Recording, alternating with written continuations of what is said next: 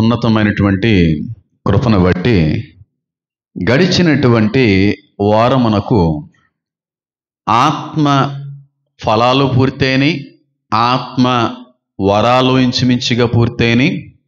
దేవుడిచ్చేటువంటి బాధ్యతలు అనుకోవచ్చు, ఆత్మ వరాలను కూడా అనుకోవచ్చు. ఈ పరిశీలన ఇంచుమించుగా క్రిస్మస్కు ముందు ఆదివారానికి వరాలన్నీ కూడా పూర్తి చేసుకోవడానికి దేవుడి చక్కటి అనుమతిని అనుగ్రహించడానికి దేవుడి సహాయాన్ని అనుగ్రహించాడు. అయితే గడిచినటువంటి వారం మనకు కొత్త పుస్తకంలోకి వెళ్ళాం. కొరింథీయులకు రాసిన పత్రికలో కనబడేటువంటి వరాలను పరిశీలించాం, రోమీయులకు రాసినటువంటి పత్రికల్లో కనబడేటువంటి వరాలను పరిశీలించాం. మూడవదిగా ఎఫెసీయులకు రాసినటువంటి పత్రికల్లో కనబడేటువంటి కొన్ని బాధ్యతతో కూడినటువంటి వరాలను కూడా పరిశీలించే ప్రయత్నము మొదలు కూడా పెట్టేశాం. అయితే ఈ రోజున ప్రత్యేకమైనటువంటి బాధ్యతతో కూడినటువంటి వరం గురించినటువంటి పరిశీలన నేను చేయడానికి ప్రయత్నం ఏదో చేస్తాను. ఇంచుమించుగా అందరిలో ఉండేటువంటి వరమే, ఇంచుమించుగా అందరికీ దేవుడు ఇచ్చేటువంటి బాధ్యతే. కానీ ఈ బాధ్యతతో కూడిన వరం అందరిలో కాదు, కొందరిలో కనబడదు. ఇంకా అర్థం అవ్వాలంటే వాక్యం ముగించే సమయానికి మీకు అర్థమైపోతుంది. కాబట్టి వరంకి బైబిల్ పెట్టినటువంటి పేరు ఏంటంటే సువార్తకులుగా, సువార్తకులుగా, సువార్తకుడిగా, సువార్తికురాలుగా. ఇది ఒక వరం. ఏంటంటే సువార్త చేయడం కూడా ఒక వరమే, సువార్తికులు కూడా వరంలో బాధ్యతలు ఉన్నవారే అని అంటే అవును, ఖచ్చితము అని చెప్పి వాక్యం నొక్కి ఒక్క నుంచి చెప్తా ఉంది. ఈ విషయం చాలా మందికి తెలియక ఈ మధ్యన ఇష్టానుసారమైన రీతిలో బహిరంగంగా నడి రోడ్డుల్లో ప్రతికూలతల్లో కూడా కొంచెం జ్ఞానాన్ని ప్రదర్శించకుండా అజ్ఞానంతో ఈ పనులు చేయడాన్ని బట్టి కొన్ని నష్టాలు కూడా వస్తూ ఉన్నాయి. అయితే దీని గురించి నేను మాట్లాడాలనుకోవట్లేదు, ఎందుకంటే కొంతమందికి ఇది అర్థం కాదు కనుక నన్ను అందుకోవడం వాళ్ళకి కొంచెం ఇబ్బందిగా ఉంటుంది కనుక నేను చెప్పేది వాళ్ళకి తప్పుగా అనిపించవచ్చు కనుక ఈ విషయాన్ని హోల్డ్ చేస్తున్నాను. వాటిలోకి నేను వెళ్ళాలని అనుకోవట్లేదు. అందరూ సువార్త ప్రకటిస్తున్నారు, రోడ్ల మీదకి వెళ్ళిపోయి, వీధుల్లోకి వెళ్ళిపోయి. కానీ ఈ వరం యొక్క ఉన్నతత్వం, ఈ వరం యొక్క ఉద్దేశం, ఈ వరం యొక్క అర్థం తెలిసిన వాళ్ళకి చాలా జాగ్రత్తతో కూడినటువంటి సువార్త ప్రకటించాలనే ఆలోచనలోకి వస్తారు. పాపం తెలియక లేనిపోని చిక్కులు కూడా ఈ మధ్యకాలంలో సువార్త ప్రకటించడం వల్ల ఎదురవుతూ ఉన్నాయి. కాబట్టి తప్పని అనట్లేదు, నేను చెప్పే దానికి అందుకోలేరు గనక చెప్పకపోవడం మంచిదని నా భావన అన్నమాట. అయితే ఎఫెసీయులకు రాసిన పత్రిక 4వ అధ్యాయము, ఎఫెసీయులకు రాసిన పత్రిక 4వ అధ్యాయము 13వ వచనము 3వ భాగాన్ని కానీ మనం చదివితే అక్కడ ఒక చక్కటి మాటను దేవుడు రాయించడానికి ప్రయత్నం అయితే చేశారు. చూడండి, గడిచిన వారంలోనేమో కొందరును అపోస్తులుగా దేవుడు ఎన్నుకుంటాడు అనే మొదటి భాగాన్ని పరిశీలించాం.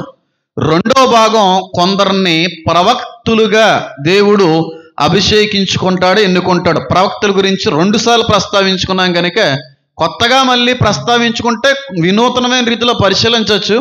కానీ ఎందుకని చెప్పి నేను దాని గురించి టచ్ చేయాలనుకోవట్లేదు. మూడవదిగా కొందరిని అన్నాడా, అందరినీ అన్నాడా? ఈ పదం అర్థం ఒక చాలా మంది లేనిపోని చిక్కులు తెచ్చిపెట్టుకుంటున్నారు. బైబిల్ బాగా చదవాలంటాను, అందుకే నేను బైబిల్ బాగా చదవలేనోడే ఇబ్బందులు పడతా అంటాడు. ఏమంట అక్కడ అందరినీ సువార్తికులుగా అని రాస్తున్నదా? ఏముంది అక్కడ? కొందరిని సువార్తికులుగా ఆయన ఏం చేశాడు?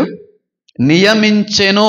లాస్ట్ పదనకి వెళ్తే నియమించెను అంటే ఆ పని ఇచ్చాడు, ఆ బాధ్యత ఇచ్చాడు, ఆ పనిలో వెళ్ళాలనేటువంటి రీతిలో వాళ్ళని ఎన్నుకొని నియమించుకున్నాడు. నువ్వు ఈ పని చేయాలని చెప్పి, నీకు ఈ పని ఇచ్చాను అని చెప్పి అందరినీ కాదు కొందరికి ఇచ్చేటువంటి పనిలో ఒక పనే సువార్త ప్రకటించుట. దీని గురించి నేను ఎక్కువ మాట్లాడాలనుకోవట్లేదు, ఎందుకంటే చాలా మందికి అర్థం కాదు. నా యొక్క పరిపక్వతకి నేను చెప్పేటువంటి దానికి వాళ్ళకి సరి సమానంగా ఉండదు కనుక నేను తప్పుగా అనిపించవచ్చు. కాబట్టి దీన్ని టచ్ చేయాలనుకోవట్లేదు, జస్ట్ చెప్పు వదిలేయాలనుకుంటున్నానంటే అందరూ కాదు, కొందరిని ప్రత్యేకంగా సువార్త ప్రకటించడానికి ఏం చేస్తాడు దేవుడు? నియమించుకుంటాడో, ఏర్పరచుకుంటాడో, ఎన్నుకుంటాడో. ఈ విషయాన్ని గమనించండి. వదిలేయండి, ఇంకో పాటలోకి వెళ్ళిపోదాం. చాలా క్లియర్గా తెలుగు బైబిల్ సెలవిస్తూ ఉంది, కొందరిని దేవుడు సువార్తకులుగా నియమిస్తాడు, లేదంటే నియమించుకుంటాడు. తెలుగులో సువార్తికుడు అనేటువంటి మాట, లేదంటే సువార్తికులు అనేటువంటి మాట కనబడుతుంది. ఇంగ్లీష్లో సువార్తికుడిని ఇవాంజలిస్ట్ అని పిలుస్తూ ఉంటారు. సువార్తని ఇవాంజలిజం అని పిలుస్తూ ఉంటారు. ఇవాంజలిస్ట్ అన్నా సువార్త అన్నా సువార్తికుడైనా ఒకటే. ఇవాంజలిస్ట్ అనేటువంటి పదం మనకి ఎక్కువగా ఎక్కడ కనబడుతుంటుంది? మన ఛానల్లోనే కనబడుతూ ఉంటుంది. ఎందుకంటే యూట్యూబ్ ఛానల్లో, ఫేస్బుక్లో, ఇన్స్టాల్లో, వాట్సాప్లో, వీటన్నిటిలో కూడా మన ఛానల్ యొక్క లైన్ లేదంటే పేరు ఏంటంటే ఇవాంజలిస్ట్ హ్యామాన్ అనేటువంటి పేరుతో ఉంటాయి మన ఛానల్స్. మీరు చూస్తే, మీరు ఎప్పుడన్నా పరిశీలిస్తే ఇవాంజలిస్ట్ హ్యామాన్ అని ఉంటుంది. గూగుల్లో, యూట్యూబ్లో హ్యామాన్, పాస్టర్ హ్యామాన్ కొట్టినా వచ్చేస్తాయి అనుకోండి. ఇవాంజలిస్ట్ హ్యామాన్ అనేటువంటి మాట కొడితే ఇంకా చక్కగా పేజ్ ఓపెన్ అయ్యే అవకాశం అయితే ఉంది. ఇవాంజలిస్ట్ హ్యామాన్ ఎందుకు పెట్టానో నాకు తెలియదు, ఎందుకు పెట్టాలనిపించిందో కూడా నాకు తెలియదు. అసలు దాని యొక్క సంపూర్ణ అర్థం కూడా తెలియనటువంటి, సంపూర్ణ అవగాహన లేనటువంటి రోజుల్లోనే పేరు పెట్టేశాను. నా ఫేస్బుక్లో అయితే ఇట్స్ హ్యామాన్ అని, హై హేమో అని ఏదో ఉండి ఆ కొన్ని అకౌంట్లు అయితే డిలీట్ చేశాను. కానీ ఫేస్బుక్ అకౌంట్ నేను డిలీట్ చేయలేదు, ఎందుకంటే చాలామంది ఫ్రెండ్స్, చాలామంది ఫ్యామిలీ మెంబర్స్ ఉన్నారు. మళ్ళీ వాళ్ళందరూ నన్ను తెలుసుకొని మళ్ళీ ఫాలో చేయాలి, రిక్వెస్ట్ పంపించాలంటే కష్టం కనుక ఆ ఫేస్బుక్ పేజ్ని మాత్రం నేను డిలీట్ చేయలేదు. ఇన్స్టా పేజీల్లో వేరే వేరే వాటిల్లో డిలీట్ చేస్తాను. ట్విట్టర్ కూడా నేను చేసేయడం జరిగింది. ట్విట్టర్ చేయలేదు, దాన్ని యూజ్ చేయలేదు.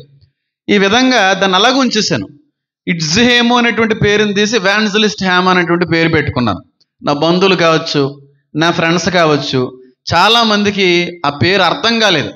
ఇవాంజలిస్ట్ హ్యామ్ అనేటి, ఇవాంజలిస్ట్ అనేటువంటిది ఇంటి పేరు కాదు కదా, వీడి పేరు ఇంటి పేరు యూ కదా అని అనుకున్న వాళ్ళు కూడా ఉన్నారు. కొంతమంది క్రైస్తువులు కూడా ఉన్నారు నా ఫేస్బుక్ ఫ్రెండ్ లిస్ట్లో. వాళ్ళకి అర్థమైంది, ఎందుకంటే క్రైస్తువులు గనక ఇవాంజలిజం, ఇవాంజలిస్ట్ అనేటువంటి పదం యొక్క అర్థం ఏంటో వాళ్ళకి అర్థమైంది కనుక పెద్ద ఇబ్బంది ఏం లేదు. కానీ చాలా మందికి అర్థం కాక ఆ పేరుని గూగుల్లో సెర్చ్ చేసిన వాళ్ళు కూడా ఉన్నారు. ఇవాంజలిస్ట్ హ్యామాన్ అంటే ఏంటి? హ్యామాన్ పేరు తెలుసు, అసలు ఎవాంజలిస్ట్ అంటే ఏంటని చెప్పి గూగుల్లో సర్చ్ చేసి తెలుసుకున్నటువంటి స్నేహితులు కూడా ఉన్నారు. గూగుల్లో ఎవాంజలిస్ట్ అనేటువంటి పేరుని కానీ సెర్చ్ చేసాం అనుకోండి, గూగుల్ చెప్పేటువంటి అర్థం ఏంటంటే మత ప్రచారికుడు అని వస్తూ ఉంటుంది. చేయండి ఒకసారి, చేయండి. వాట్ ఈజ్ ఎవాంజలిస్ట్ మీన్స్ అని కొట్టండి. నేను తెలుగు కొట్టరా, ఎవాంజలిస్ట్ మీనింగ్ ఇన్ తెలుగు అని తెలుగు కొట్టు, ఏమనొచ్చింది? నేను చెప్పడం కంటే మీరు చూస్తే ఇంకా బాగా అర్థమవుతుంది. ఎవాంజలిస్ట్ మీనింగ్ ఇన్ తెలుగు ఏమొచ్చిందనే? మత ప్రచారికుడు. అండ్ మల్లిబాబు గారు ఏమొచ్చింది? మీరు ఇంకా ఆదిలోనే ఉన్నారు, చెప్పరా బాబు పేషెంట్ ఏమని వచ్చింది? నేను మత ప్రచారికుడు వస్తుంది. చాలామంది తప్పు తీసుకున్నారు నా ఫ్రెండ్స్, నా బంధువులు. మత ప్రచారికుడిగా మారిపోయాడు, మత మార్పిడికి దారి తీస్తున్నాయన్నమాట, మత మార్పిడి చేయడానికి బయలుదేరాడన్నమాట. ఇడు మారలేదు, మార్పు పొందడం కాదు, మతం మార్చడానికి వచ్చాడని అనుకున్న వాళ్ళు కూడా ఉన్నారు నా ఫ్రెండ్ లిస్ట్లో. ఎందుకంటే గూగుల్ చెప్పే మీనింగ్ అది. గూగుల్ ఫాలో అని అసలు నేను వర్స్ట్ అంటే వర్స్ట్ గూగుల్. అది సాతాన మూలంగా ఎక్కువ వాడబడుతున్నటువంటి కేంద్రం కూడా అదే. చాలా చెడు, నిజం ఎప్పుడు చాలా సత్యాన్ని దాచేస్తూ ఉంటుంది. అస్సలు వెళ్ళను అందులోకి నేను. గూగుల్లో ఎవాంజలిస్ట్ అనేటువంటి పదం కొడితే మత మార్పిడి చేసేవాడు, మత ప్రచారికుడు అనేటువంటి అర్థాన్ని ఇస్తూ ఉంది. అందుకే సువార్తికుల్ని లోకం ఏమని పిలుస్తుంది?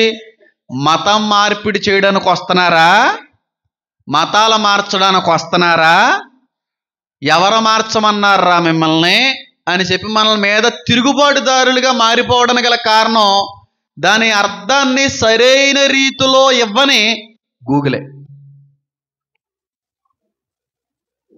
అది ఇచ్చింది అర్థం. చదువులేని వాళ్ళు కూడా ఈ మధ్యన ఏం చేస్తున్నారు? రాధా మనోహర్ దాస్ లెటర్లు గూగుల్ అంటున్నారు. అంత చదువులేను 10th పాస్ అయిన వాళ్ళు కూడా గూగులే. ఏంటి, మనుషుల యొక్క ఆలోచనలు, మనుషుల యొక్క తలంపులు, వాడి యొక్క జ్ఞానాన్ని బట్టి ఎవడో గూగుల్లో కంటెంట్ పెడతాడు అన్నంత మాత్రాన అది నిజమని కాదు కదా. నా ఆలోచన పెట్టుకుంటాను, నాకున్న నమ్మకాన్ని పెట్టుకుంటాను, నా జ్ఞానాన్ని నాకు చోట భద్రపరుచుకుంటాను, అంత మాత్రాన సత్యాన్ని చెప్తుందని కాదు కదా. ఒక్కొక్క రకమైన ఒక్కొక్క వ్యక్తి యొక్క ఆలోచన అలా గూగుల్లో పెట్టుకుంటా ఉంటారు. ఇది తెలియక సువార్త ప్రకటిస్తున్నటువంటి సమయంలో చాలా మందికి ఏమో ఎదురవుతుంది? తిరుగుబాటు ఎదురవుతా ఉంది, ఆటంకాలు ఎదురవుతా ఉన్నాయి.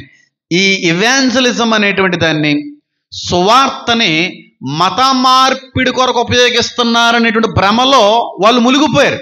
కానీ వాస్తవానికి సువార్తకు ఉపయోగించబడినటువంటి ఇవాంజలిస్ట్ అనేటువంటి పదం ఇప్పుడు వచ్చిన పదం కాదు. ఆది గ్రీకు బైబిల్లో కానీ సువార్త లేదంటే సువార్తికులు అనేటువంటి పదాన్ని కానీ మనం పరిశీలిస్తే అక్కడ ఇచ్చేటువంటి అర్థం ఏంటంటే ఇవాంజలిస్టిస్ అనేటువంటి మాట ఉపయోగించబడింది. ఇవాంజలిస్టిస్ అంటే దాని అర్థం ఏంటంటే బ్రింగర్ ఆఫ్ టైడింగ్స్ అని అర్థం అన్నమాట. వార్తలను మోసుకొచ్చేవాడు అని అర్థం సువార్తికుడు అంటే. ఇవాంజలిస్ట్ అనేటువంటి పదానికి నిజమైన నిర్వచనము, నిజమైన అర్థం ఏంటంటే వార్తలను మోసుకొచ్చేవాడు, శుభవచనాన్ని మోసుకొచ్చేవాడు అనే అర్థం ఇస్తా ఉంది వాస్తవ ఇవాంజలిస్ట్. కానీ గూగుల్ దాన్ని మార్చేసింది, మత ప్రచారికుడు అని చూపిస్తుంది. అవునా? అలాగే చూపిస్తుంది అన్న,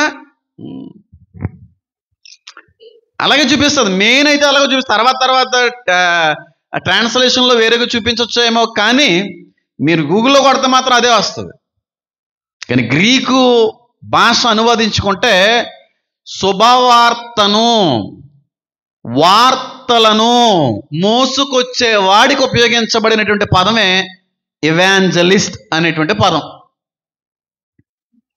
అందుకే బైబిల్లో ఒక మాట ఉంది, సిలువును గూర్చిన మాట నశించుచున్న వారికి వెర్రితనము, రక్షించబడిన మనకు ఏంటి?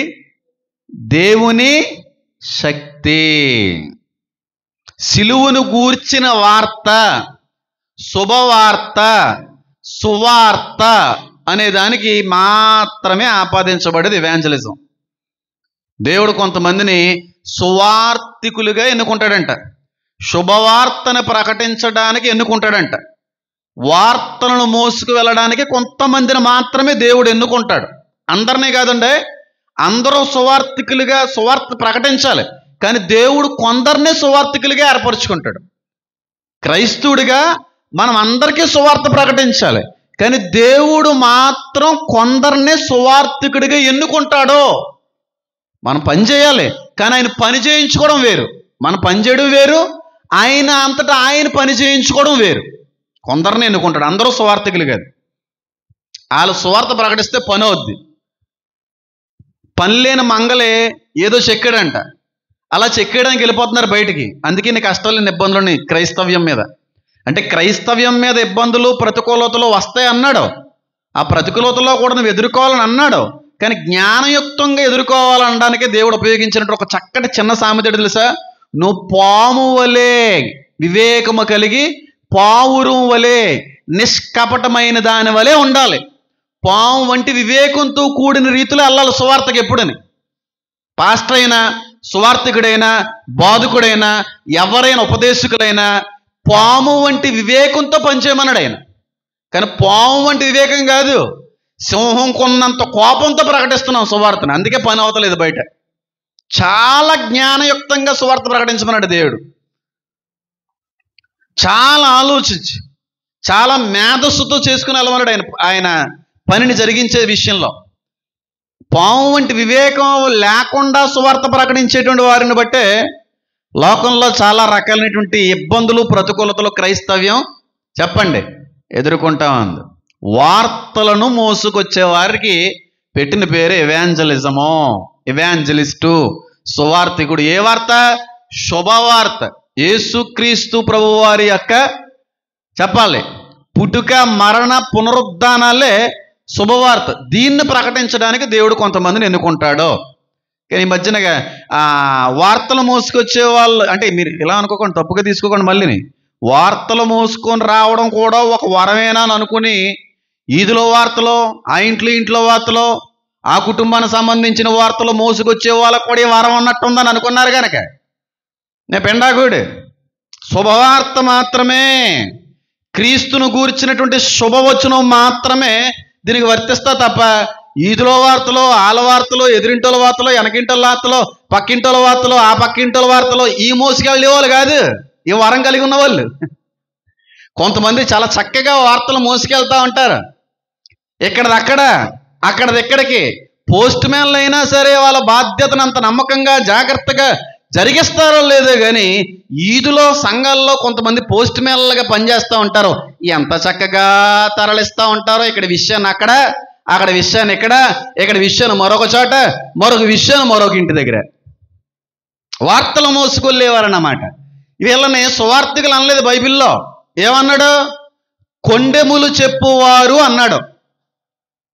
కొండెములు అంటే నీకు సంబంధించని విషయాలు మరొకరి దగ్గర మాట్లాడడం, నీ పొరుగువారి విషయాలు మరొకరి దగ్గర మాట్లాడడం, దాన్ని కొండెములు అనడం. నీ వ్యక్తిగత విషయాల్లో మరొకరి దగ్గర మాట్లాడడం కొండలు కాదు. నీకు అనవసరమైన, నీది కానీ నీ పొరుగువారి విషయాలు ఇంకొకరి దగ్గర మాట్లాడతారు చూడండి, కొండములు మోయువారులారా అన్నాడు. అది కూడా వరమే అని చెప్పి భ్రమపడతారేమో, జాగ్రత్త. అది వరం కాదండి, అది శాపం. కొంతమంది ఉంటారు ఎంత చక్కగా న్యూస్ని తరలిస్తూ ఉంటారో, సమాచారాన్ని చక్కగా అందిస్తూ ఉంటారో. అవతల వ్యక్తి ఇక్కడ రావక్కర్లేదు, అవతల వ్యక్తి ఇక్కడికి వచ్చి చూడక్కర్లేదు, అవతల వ్యక్తి అసలు ఇక్కడ ఏం జరిగిందని చెప్పి వినక్కర్లేదు, పరిశీలన అన్ని చక్కగా పోసగుచ్చినట్టు పంపిస్తూ ఉంటారు. వార్తా విలేకరుల వలె. పోస్ట్ మ్యాన్లు సరిపోరంటాను కదా నేను. అది భయంకరమైన శాపమని కూడా గడిచిన శుక్రవారపు రోజున మాట్లాడే ప్రయత్నం చేశాను. నేను రీసెంట్గా ఒక ఫోటో చూశాను, చాలా నవ్వుకున్నాను. చాలా తక్కువ నవ్వుకుంటాను, కానీ నవ్వుకుంటే మాత్రం ఎక్కువ నవ్వుకుంటాను. ఇంకా ఇక్కడ రిబ్స్లో నొప్పి వచ్చేంత నవ్వుకుంటాను. రోజులో ఒకసారి నవ్వేసుకుంటాను బాగానే. ఇలాంటివన్నీ చూసాను. ఆ ఫోటో చూశాను. ఫోటో ఏముందరా అని అనుకున్నాను. 4 ఆంటీలు రోడ్డు మీద నిలబడ్డారు. అపార్ట్మెంట్ నుంచి ఎవడో ఫోటో తీశాడు. ప్రపంచంలో అతి వేగవంతమైన ట్రాన్స్ఫర్ డేటా ఎక్కడి నుంచో మొదలవుద్ది. వైఫైలు 5Gలు పనిచేయవు ఈ డేటా ముందు. అంత హై స్పీడ్ ట్రాన్స్ఫర్ జరుగుతూ ఉంటుందని చెప్పి కింద రోడ్ చేసాడు. నాకు అర్థమలేదు, తర్వాత అర్థమైంది. నిజమే, వైఫైలు, జియోలు, ఎయిర్టెల్లో కూడా పనిచేయనంత వేగవంతంగా డేటాని ట్రాన్స్ఫర్ చేసేటువంటి ఆంటీలు కొంతమంది ఉంటారు. ఎంత స్పీడ్కి వెళ్ళిపోతావు డేటా ఆ టైప్కి. ఇంకా వాళ్ళ ఇంట్లో కూడా తెలియదు అంతగా విషయం. అంత బేగా వెళ్ళిపోతుంటుంది సరఫరా, ట్రాన్స్ఫరింగ్. అది కూడా వరం అనుకున్నారు కనుక అనుకోండి, చాలా ఇబ్బంది పడిపోతారు మీరు. దాన్ని కొండెములు అన్నాడు ఆయన. నీది కానీ, నీకు సంబంధించని, నీ వారిది కానిది ఏది ఇతరుల దగ్గర మాట్లాడినా కొండమేది. వాళ్ళని ద్వేషించాను అన్నాడు ఆయన. దాన్ని ద్వేషిస్తున్నాను, విసర్జిస్తున్నానట్టు వారిని అంటాడు. నేను మొన్న శుక్రవారం చెప్పాను కదా, కుక్కలు ఎక్కడ ఉంటారని ఉంది. మండుచున్న అగ్నిగుండములో పాలు పొందురు. కుక్కలు అంటే ఏంటో కూడా చెప్పాను కదా. ఇక్కడ తినేసి ఇంకో చోటకెళ్ళి కక్కడం. అంటే ఒక అర్థమే, చాలా అర్థాలు ఉన్నాయి. అలాంటి వ్యక్తులు ట్రాన్స్ఫర్ డేటాను చక్కగా ట్రాన్స్ఫర్ చేసేవాళ్ళు. వీళ్ళు ఎక్కడికి వెళ్ళక్కర్లేదు, మెయిన్ క్యారెక్టర్ ఇంట్లోనే ఉంటుంది. కానీ ఈదులో ఊర్లో జరిగే అన్ని న్యూస్ వచ్చేస్తుంటాయి సాయంత్రంకి. ఫోన్లో వెళ్ళి ఫోన్లో ఇంటికి వచ్చి చెప్పేవాళ్ళు, ఇంటికి వచ్చి చెప్పేవాళ్ళు చక్కగా. వీళ్ళందరూ కూడా డేటా ట్రాన్స్ఫర్లే. ఎక్కడో ఏదో జరిగిందంట, ఇంతగా ఆ జరిగిన ప్రదేశంలో ఉన్న వ్యక్తులు కూడా తెలదు ఇంకా ఏం జరిగిందన్నది. ఈ పక్కన ఎక్కడో ఈదులో ఉన్న వాళ్ళు తెలిసిపోద్ది. ఇంకా ఏమే తెలియదు నీకు, దొంగలు పడ్డారంట, ఎదురింటోళ్ళు ఎప్పుడో చెప్పేశారు. నాకు ఫోన్ చేశాను కదా రాత్రి మీద. ప్రతిరోజు ఫోన్ చేస్తుంటాం కదా, ఇప్పుడు మాటలలో మాట్లాడుకుంటున్నప్పుడు ఇవన్నీ వెళ్ళిపోయినాయి డేటాల్లో. ట్రాన్స్ఫర్ డేటా అన్నమాట. వార్తలు మోసుకొచ్చేవాళ్ళు, వార్తలను తీసుకెళ్లేవాళ్ళు. బహుశ్రమ. నిన్ను వల్లే నీ పొరుగు వాళ్ళని ప్రేమించలేని వారే ఇతరుల గురించి ఏం చెప్తా ఉంటారో కొండములు చెప్తా. వాళ్ళు బాగుపడితే వేరే విషయం. మనకు సంబంధించిన వాటి గురించి మనకి ఎందుకండి? లేదు, మన గురించి మనం మాట్లాడుకోవాలంటాను నేను. ఆ ఫోటో చూసి అలా నాకు నవ్వు వచ్చింది. హై స్పీడ్ డేటా ట్రాన్స్ఫరింగ్ అన్నాడు అంతే. అమ్మ బాబు ఏటరా అనుకో. ఆంటీలు అంత స్పీడ్గా నిజమే. ఈదిలో కూర్చుంటారు టైంకి చక్కగా 3-4 మొత్తం టీవీ నైన్కి సైతం తెలియని న్యూస్ అంతా ఆడికి వచ్చేస్తూ ఉంటాం. ఈ న్యూస్ అంతా మళ్ళీ ఇంకో చోట.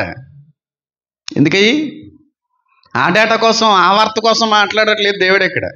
సత్య శుభవార్త, క్రీస్తును గూర్చిన వార్త, సిలువును గూర్చిన వార్తని ప్రకటించుటకు దేవుడు కొంతమందిని ఏం చేస్తాడు చెప్పాలి, ఎన్నుకుంటాడు. నేను మళ్ళీ మాట చెప్తున్నాను చూడండి.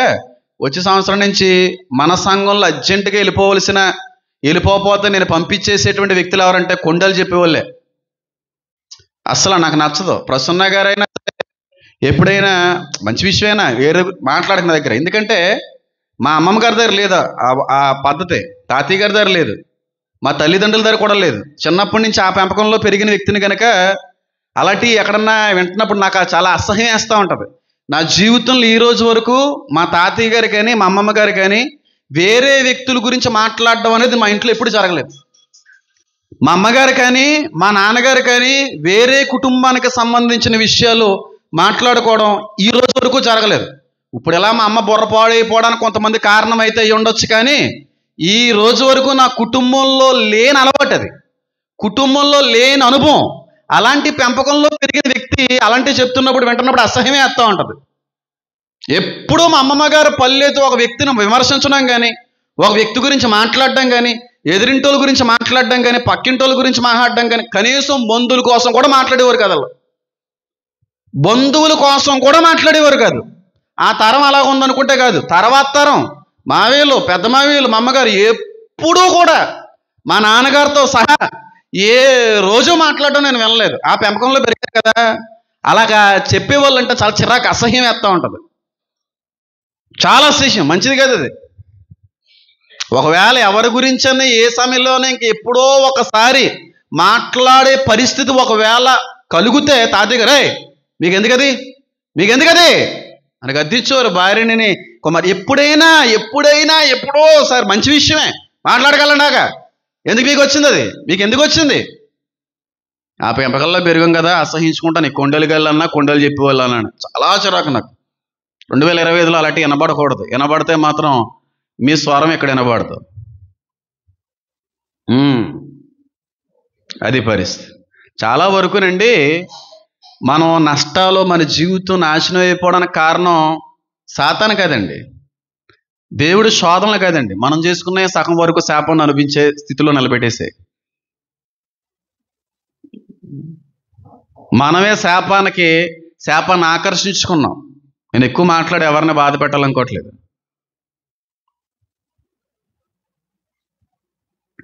చేతను కాదు, మనం చేసుకున్న వాటికి బోల్డ్ అనిపించున్నాం. మనం జాగ్రత్తగా ఉండండి.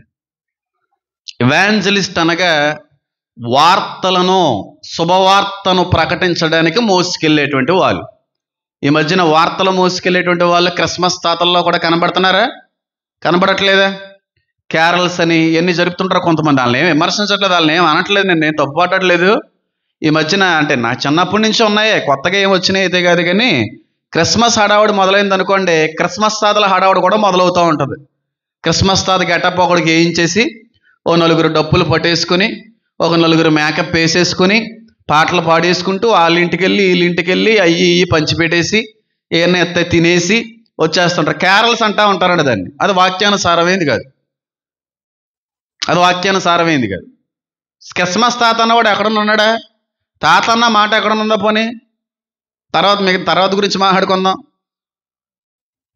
ఈ క్రిస్మస్ సీజన్లో ఎక్కువ కనబడుతూ ఉంటాయి. ఈ ఆచారం వచ్చింది క్రైస్తవ్య ప్రపంచంలోకి. స్టార్లో ట్రెండ్ ఈ సంవత్సరం నేను చూసాను. ఆ ట్రెండ్ నిన్న మొన్నటి వరకు ఆ ట్రెండ్ లేదు, కానీ ఈ మధ్యన చూశాను. ఏంటంటే ఆ ట్రెండ్ ఎంత ఎత్తు స్టార్ ఎడితే అంత గొప్పోళ్ళు. 22 అడుగులంట ఆడెట్టిన స్టార్ చర్చికి. ఒరే ఆ చర్చికి దగ్గర ఏదో రకంగా మోపు చేసి కట్టేసో బాగానే ఉందరా. ఒకవేళ గాలి వేసి ఒకవేళ 22 అడుగులు స్టార్ కానీ ఆవిడ మీద పడిపోతే అల్లు అర్జున్ గారి పరిస్థితి వచ్చేది.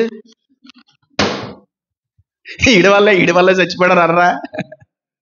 ఎందుకు వచ్చినాయి? నేను ఎంత నవ్వుకున్నానో. సెన్స్, కనీస కామన్ సెన్స్ లేదట్రా బాబు వీళ్ళకి. చర్చి గోడ మీద నిలబెట్టాడు ఒకడైతే 30 అడుగులు స్టార్. ఈ జిల్లాలో మాకు మించిన స్టార్ ఎవరో పెట్టలేదు అన్నాడు డాడీ. ఇంకా ఆకాశంలో ఉన్న నక్షత్రాలు కూడా సరిపోయేమో అంత ఎట్టేసాడండి బాబు.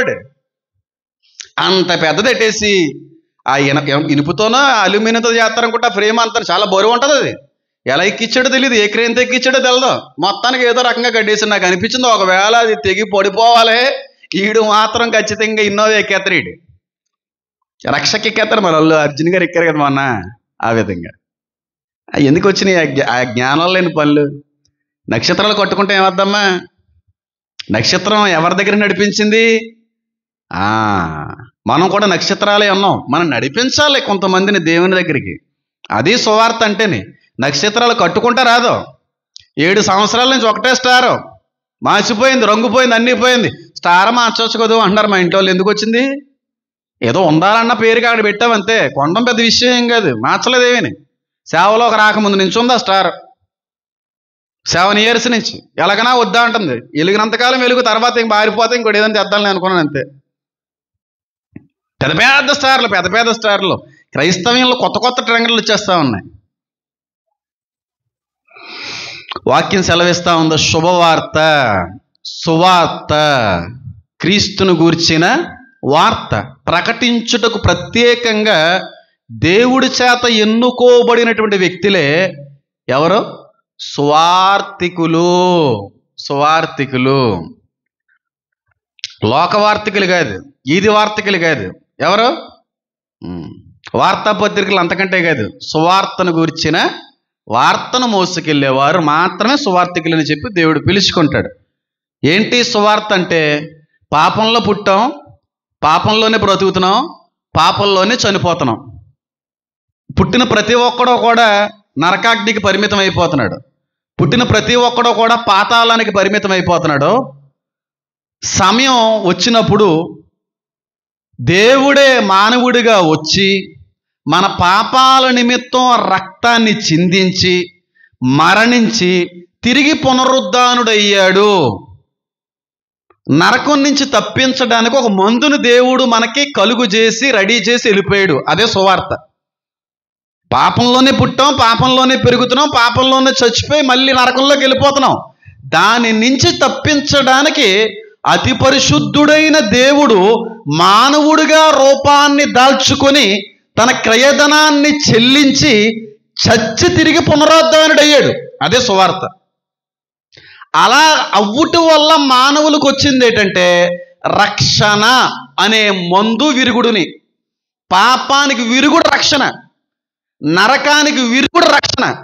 అది వచ్చింది ఆయన యొక్క క్రయధనాన్ని బట్టి. అది సువార్త అంటేనే. ఈ విషయం చాలా మందికి ఏయో చెప్పుకొని పోతా ఉన్నారు, అంతే. ఏయో చెప్పుకొని పోతున్నారు. మనిషిగా చనిపోయాడు, దేవునిగా లేచాడు. అది సువార్త. ఇది చెప్తే చాలు. ఎందుకంటే భూప్రపంచంలో సృష్టి ఆరంభం నుంచి ఈ రోజు వరకు ఏ ఒక్కరో కూడా చూపలేని, చెయ్యలేని ఏకైక పని కనుక ఇది నిజమైన సువార్త. ఇదే సువార్త అంటే. పాపంలోనే పుట్టాం, పాపంలోనే పెరుగుతున్నాం, పాపంలోనే చచ్చిపోతున్నాం. చచ్చిపోయిన ప్రతి పాపి కూడా నరకానికి వెళ్ళిపోతున్నాడు, పాతాళానికి వెళ్ళిపోతున్నాడు. దాని నుంచి తప్పించడానికి దేవుడిచ్చిన విరుగుడు పునరుద్ధానం, క్రీస్తు యొక్క బలియాగం. ఇదే సువార్త. ఇంకంతకు మించి ఏం చెప్పక్కర్లేదు. ఇంకెక్కువగా మాట్లాడుకోవలసిన అవసరం కూడా లేదంటాను. దీని గురించి మాట్లాడకుండా వ్యర్థమైనటువంటి వాటిని ఎక్కువగా మాట్లాడుతూ ఉన్న విషయాన్ని దాచేస్తూ ఇబ్బంది పెట్టేటువంటి ప్రజలు చాలామంది అయిపోతా ఉన్నారు. సువార్త ప్రకటించడం వల్ల, లోకానికి దేవుడిచ్చినటువంటి విరుగుడు మందు చెప్పడం వల్ల లోకానికి మంచిదా చెడ్డదా? లోకానికి మంచిదే కదండి. కానీ సువార్త అంటే ఎందుకు గిట్టట్లేదు జనాలకే? విరుగుడది. నరకం నుంచి తప్పించే విరుగుడు, పాపానికి దేవుడిచ్చిన మందు. దానికి బోధిస్తున్నాం. వరే ఆయన దగ్గరికి వెళ్తే మందు ఇస్తాడంట, ఆయన దగ్గరికి వెళ్తే వ్యాధికి విరుగుడు ఇస్తాడంట, ఆయన దగ్గరికి వెళ్తే ఈ విషయానికి విరుగుడు ఆయన దగ్గర మాత్రమే ఉంటుందంట అని చెప్పేదే శుభవార్త. ఆ తప్పేముంది అందులో? ఇప్పుడు కరోనా వచ్చిందంటే 2019లో 2020-21 వరకు సరైనటువంటి వ్యాక్సిన్ రాలేదు. దీనికి మందు రావట్లేదు, దీనికి విరుగుడు రావట్లేదు. ఈ భయంకరమైనటువంటి ప్రాణాంతకమైనటువంటి వ్యాధికి మందు లేదని చెప్పి చాలా ఎదురు చూసాం. ఏదో టెస్ట్ చేశారు, ఏదో ప్రాక్టీస్ చేశారు, మన మీద ప్రయోగించేశారు. ఆ మందు వచ్చిన వెంటనే కరోనాకు మందు వచ్చింది, కరోనాకు వ్యాక్సిన్ వచ్చిందని నీకు తెలిసిన తర్వాత ఒకరికే చెప్పు వదిలేసావా, అందరికీ చెప్పావా? ఇప్పుడు వ్యాక్సిన్లు వేయించారు కదా కరోనా టైంలో, ఏదో ఒక సచివాలయంలోనో ఏ గవర్నమెంట్ స్కూల్లోనే పెట్టి అక్కడ వ్యాక్సిన్లు వేస్తున్నారు ఉచితంగా. కోవాక్సిన్ కావాలితే కోవాక్సిన్, కోవిషీల్డ్ కావాలితే కోవిషీల్డ్, ఏది మంచిదో కూడా నువ్వే చెప్పి పంపించేదాన్ని. వేయించుకో వ్యాక్సిన్, కోవాక్సిన్ వేయించుకోకూడదంట, కోవిషీల్డే మంచిదంట, అది జర్మన్ మందంట అని చెప్పి మరీ పంపించు. ఎందుకు? కరోనాకి విరుగుడు వల్ల శరీరము ప్రాణం బ్రతికి బయటపడద్దని. అవునా కదా? కోవిషీల్డ్ వేయించుకున్న వాళ్ళు ఏమైపోతున్నారా? ఇక్కడ ఎంతమంది వేయించుకున్నారు కోవిషీల్డ్? ఒకసారి చేతులు ఎత్తండి. ఎత్తనా వద్దన్నట్టు ఎత్తుతున్నారు. నేను వద్దన్న వాళ్ళు వేయించుకున్నారు చాలామంది. నువ్వు వేయించలేదు చిన్నబాయి? ఏం చేసేటి? పోన్లే, నాకెందుకు వచ్చిందిలే, తప్పదు మరి. ఇంకా ఆ పరిస్థితులు అలాంటి. చచ్చిపోతాం కదా, ఈ మాత్రం వేయించుకున్నాను నేను. ట్రైన్ ఎక్కనవారు, బస్సు ఎక్కన్నారు. నేను అసలే ఎక్కను కదా, నేను బస్సు ఎక్కను, ట్రైన్ ఎక్కను. అవసరమైతే గాలి వెళ్ళిపోతాను దేవుని అడిగి. నేను చదువుకోను, ఉద్యోగం చేయవలసిన పని ఏం లేదు. చర్చి మూసేస్తారండి అన్నారు. మూసేనే దేవుడు చూసుకుంటాడు అని అంతే. ఆయన తెరిసేస్తారు, మీరు మూసేస్తా అనుకున్నాను అంతే. వాటి వల్ల నష్టం వస్తుంది, నష్టం వచ్చింది నేను అనట్లేదు. కానీ ఒక ప్రాణాన్ని హరించేటువంటి వ్యాధికి సంబంధించినటువంటి ఒక మందు ఇస్తేనే అది లోకానికి మంచి చేసినప్పుడు, ఆత్మను నాశనం చేసేటువంటి దానికి దేవుడిచ్చిన మందు రక్షణ. ఇది చెప్తున్నాం లోకానికి. ఏమను రే, శరీరంలో వ్యాధి వస్తే దానికి మందు ఉంది, పలానా చోటుకి వెళ్ళు, పలానా డాక్టర్ దగ్గరికి వెళ్ళు, పలానా హాస్పిటల్ దగ్గరికి వెళ్ళు. అది లోకానికి మంచి అనిపిస్తుంది, అమ్మో చాలా మంచిది అనిపిస్తుంది. కానీ ఆత్మను నాశనం చేసేటువంటి పరిస్థితుల్లో ఉన్న ఆత్మ నశించుకోకూడదంటే ఈ మందు వేయించుకోవాలరా అని చెప్తుంటే ఇది నచ్చట్లేదు జనాలకి. శరీరం పాడైపోకుండా ఉండడానికి మందు వేయించుకోమంటే నచ్చుతుంది, కోవాక్సిన్ అంటే నచ్చుతుంది, కోవిషీల్డ్ అంటే నచ్చుతుంది, పోలియో చుక్కలు అంటే నచ్చుతున్నాయి. ఇవన్నీ నచ్చుతున్నటువంటి ప్రపంచానికి ఆత్మకి పట్టిన మస్తు నుంచి విరుగుడు అందించేటువంటి క్రీస్తు రక్తం అనే మందు ఉందరా అంటే ఇది నచ్చట్లేదు. ఆ మందు గురించి బయట ప్రపంచానికి తెలియాలంటే ఆ మందు వేసుకున్న వ్యక్తులు ఏం చేయాలి? ఆ మందు క్రీస్తే ఉన్నాడని లోకానికి తెలియపరచాలి. దాన్ని సువార్త అంటారు. జస్ట్ సువార్త అంటే ఏంటో చెప్పడానికి ప్రయాసపడుతున్నాడు అంతే. ఎలా చేయాలో కూడా చెప్తాను. ఇది జస్ట్ డెమాన్స్ట్రేషన్ మాత్రమే. వేరే డెమాన్స్ట్రేషన్ మాత్రమే. మందు అది పాపానికి మందు, నరకానికి మందు, సాతాను వేసినటువంటి కుయుక్తికి విరుగుడది. ఆ వార్తను చెప్తున్నాం ప్రపంచానికి వెళ్ళిన. ఆయన శరీరాన్ని ఆత్మని నాశనం చేసి కూడా ఒకడు ఉన్నాడు. ఆ నాశనం చేసేటువంటి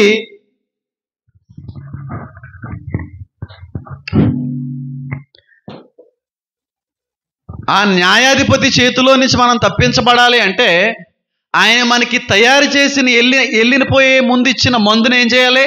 వేసుకోవాలరా అని చెప్తున్నారు. అది నచ్చట్లేదు జనాలకి.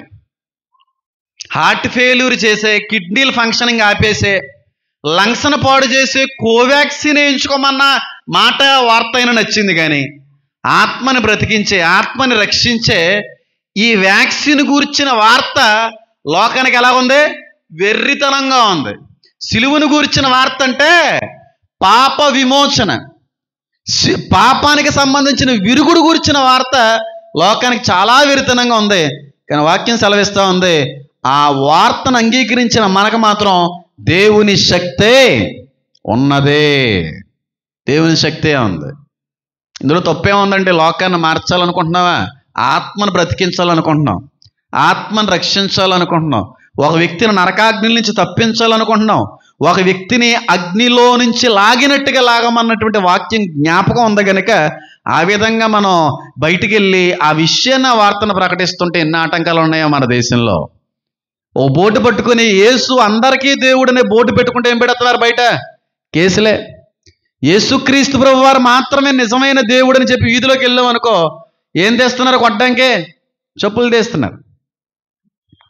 సువార్తకి లేకుండా చేసేద్దాం అనుకునేటువంటి కొంతమంది అధికారులు వచ్చారు. గేట్ చూడండి. సువార్తకి లేకుండా, సువార్త భారతదేశంలో లేకుండా చేసేద్దాం అనుకునే వాళ్ళు చాలామంది వచ్చారు.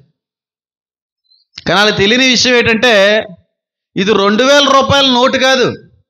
2000 రూపాయల నోటు రాత్రికి రాత్రి తీసేద్దాము, ఆపేద్దాం అనుకుంటే చేయొచ్చు. కానీ సువార్తని దేశంలో నుంచి లేకుండా మటుమాయం చేద్దాం అనుకుంటే అది జరగనే జరగదు. నేను మళ్ళీ చెప్తున్నాను చూడండి. ఎన్ని ప్రభుత్వాలు వచ్చినా, ఎంతమంది అధికారులు మారినా, ఈ ప్రపంచంలో విస్తరించబడుతున్నటువంటి సువార్తను ఆపేవాడు అనేవాడు ఇంకెప్పటికీ రానే రాడంటాను నేను. ఒకవేళ ఈ దేశంలో, ఈ రాష్ట్రంలో క్రీస్తును గూర్చిన సువార్త ఆపే రోజు వస్తే నేను నడి రోడ్డు మీద బట్టలిప్పి తిరుగుతాను. నేను సువార్తను ఆపగలిగే మగోడు ఎవడన్నా పుడితే రోడ్డు మీద తిరుగుతాను బట్టలిప్పేసి. నేను ఈ దేశంలో క్రైస్తవ్యం లేకుండా చేస్తానన్నటువంటి నినాదాలు ఒకవేళ నిజంగానే జరిగితే నేను ఉండవలసిన పనే లేదు. అది జరగనే జరగదు. నువ్వు ఎంత ఆపేద్దాం అనుకుంటే అంత ప్రజ్వలించేటువంటి అగ్ని దేవుని సువార్త. ఎంత ఆపితే అంత పెరుగుతుంది సువార్త. ఆపేద్దాం అనుకున్నారు చాలామంది. సువార్త లేకుండా చేసేద్దాం అనుకున్నారు. కానీ బ్యాటరీ కొత్త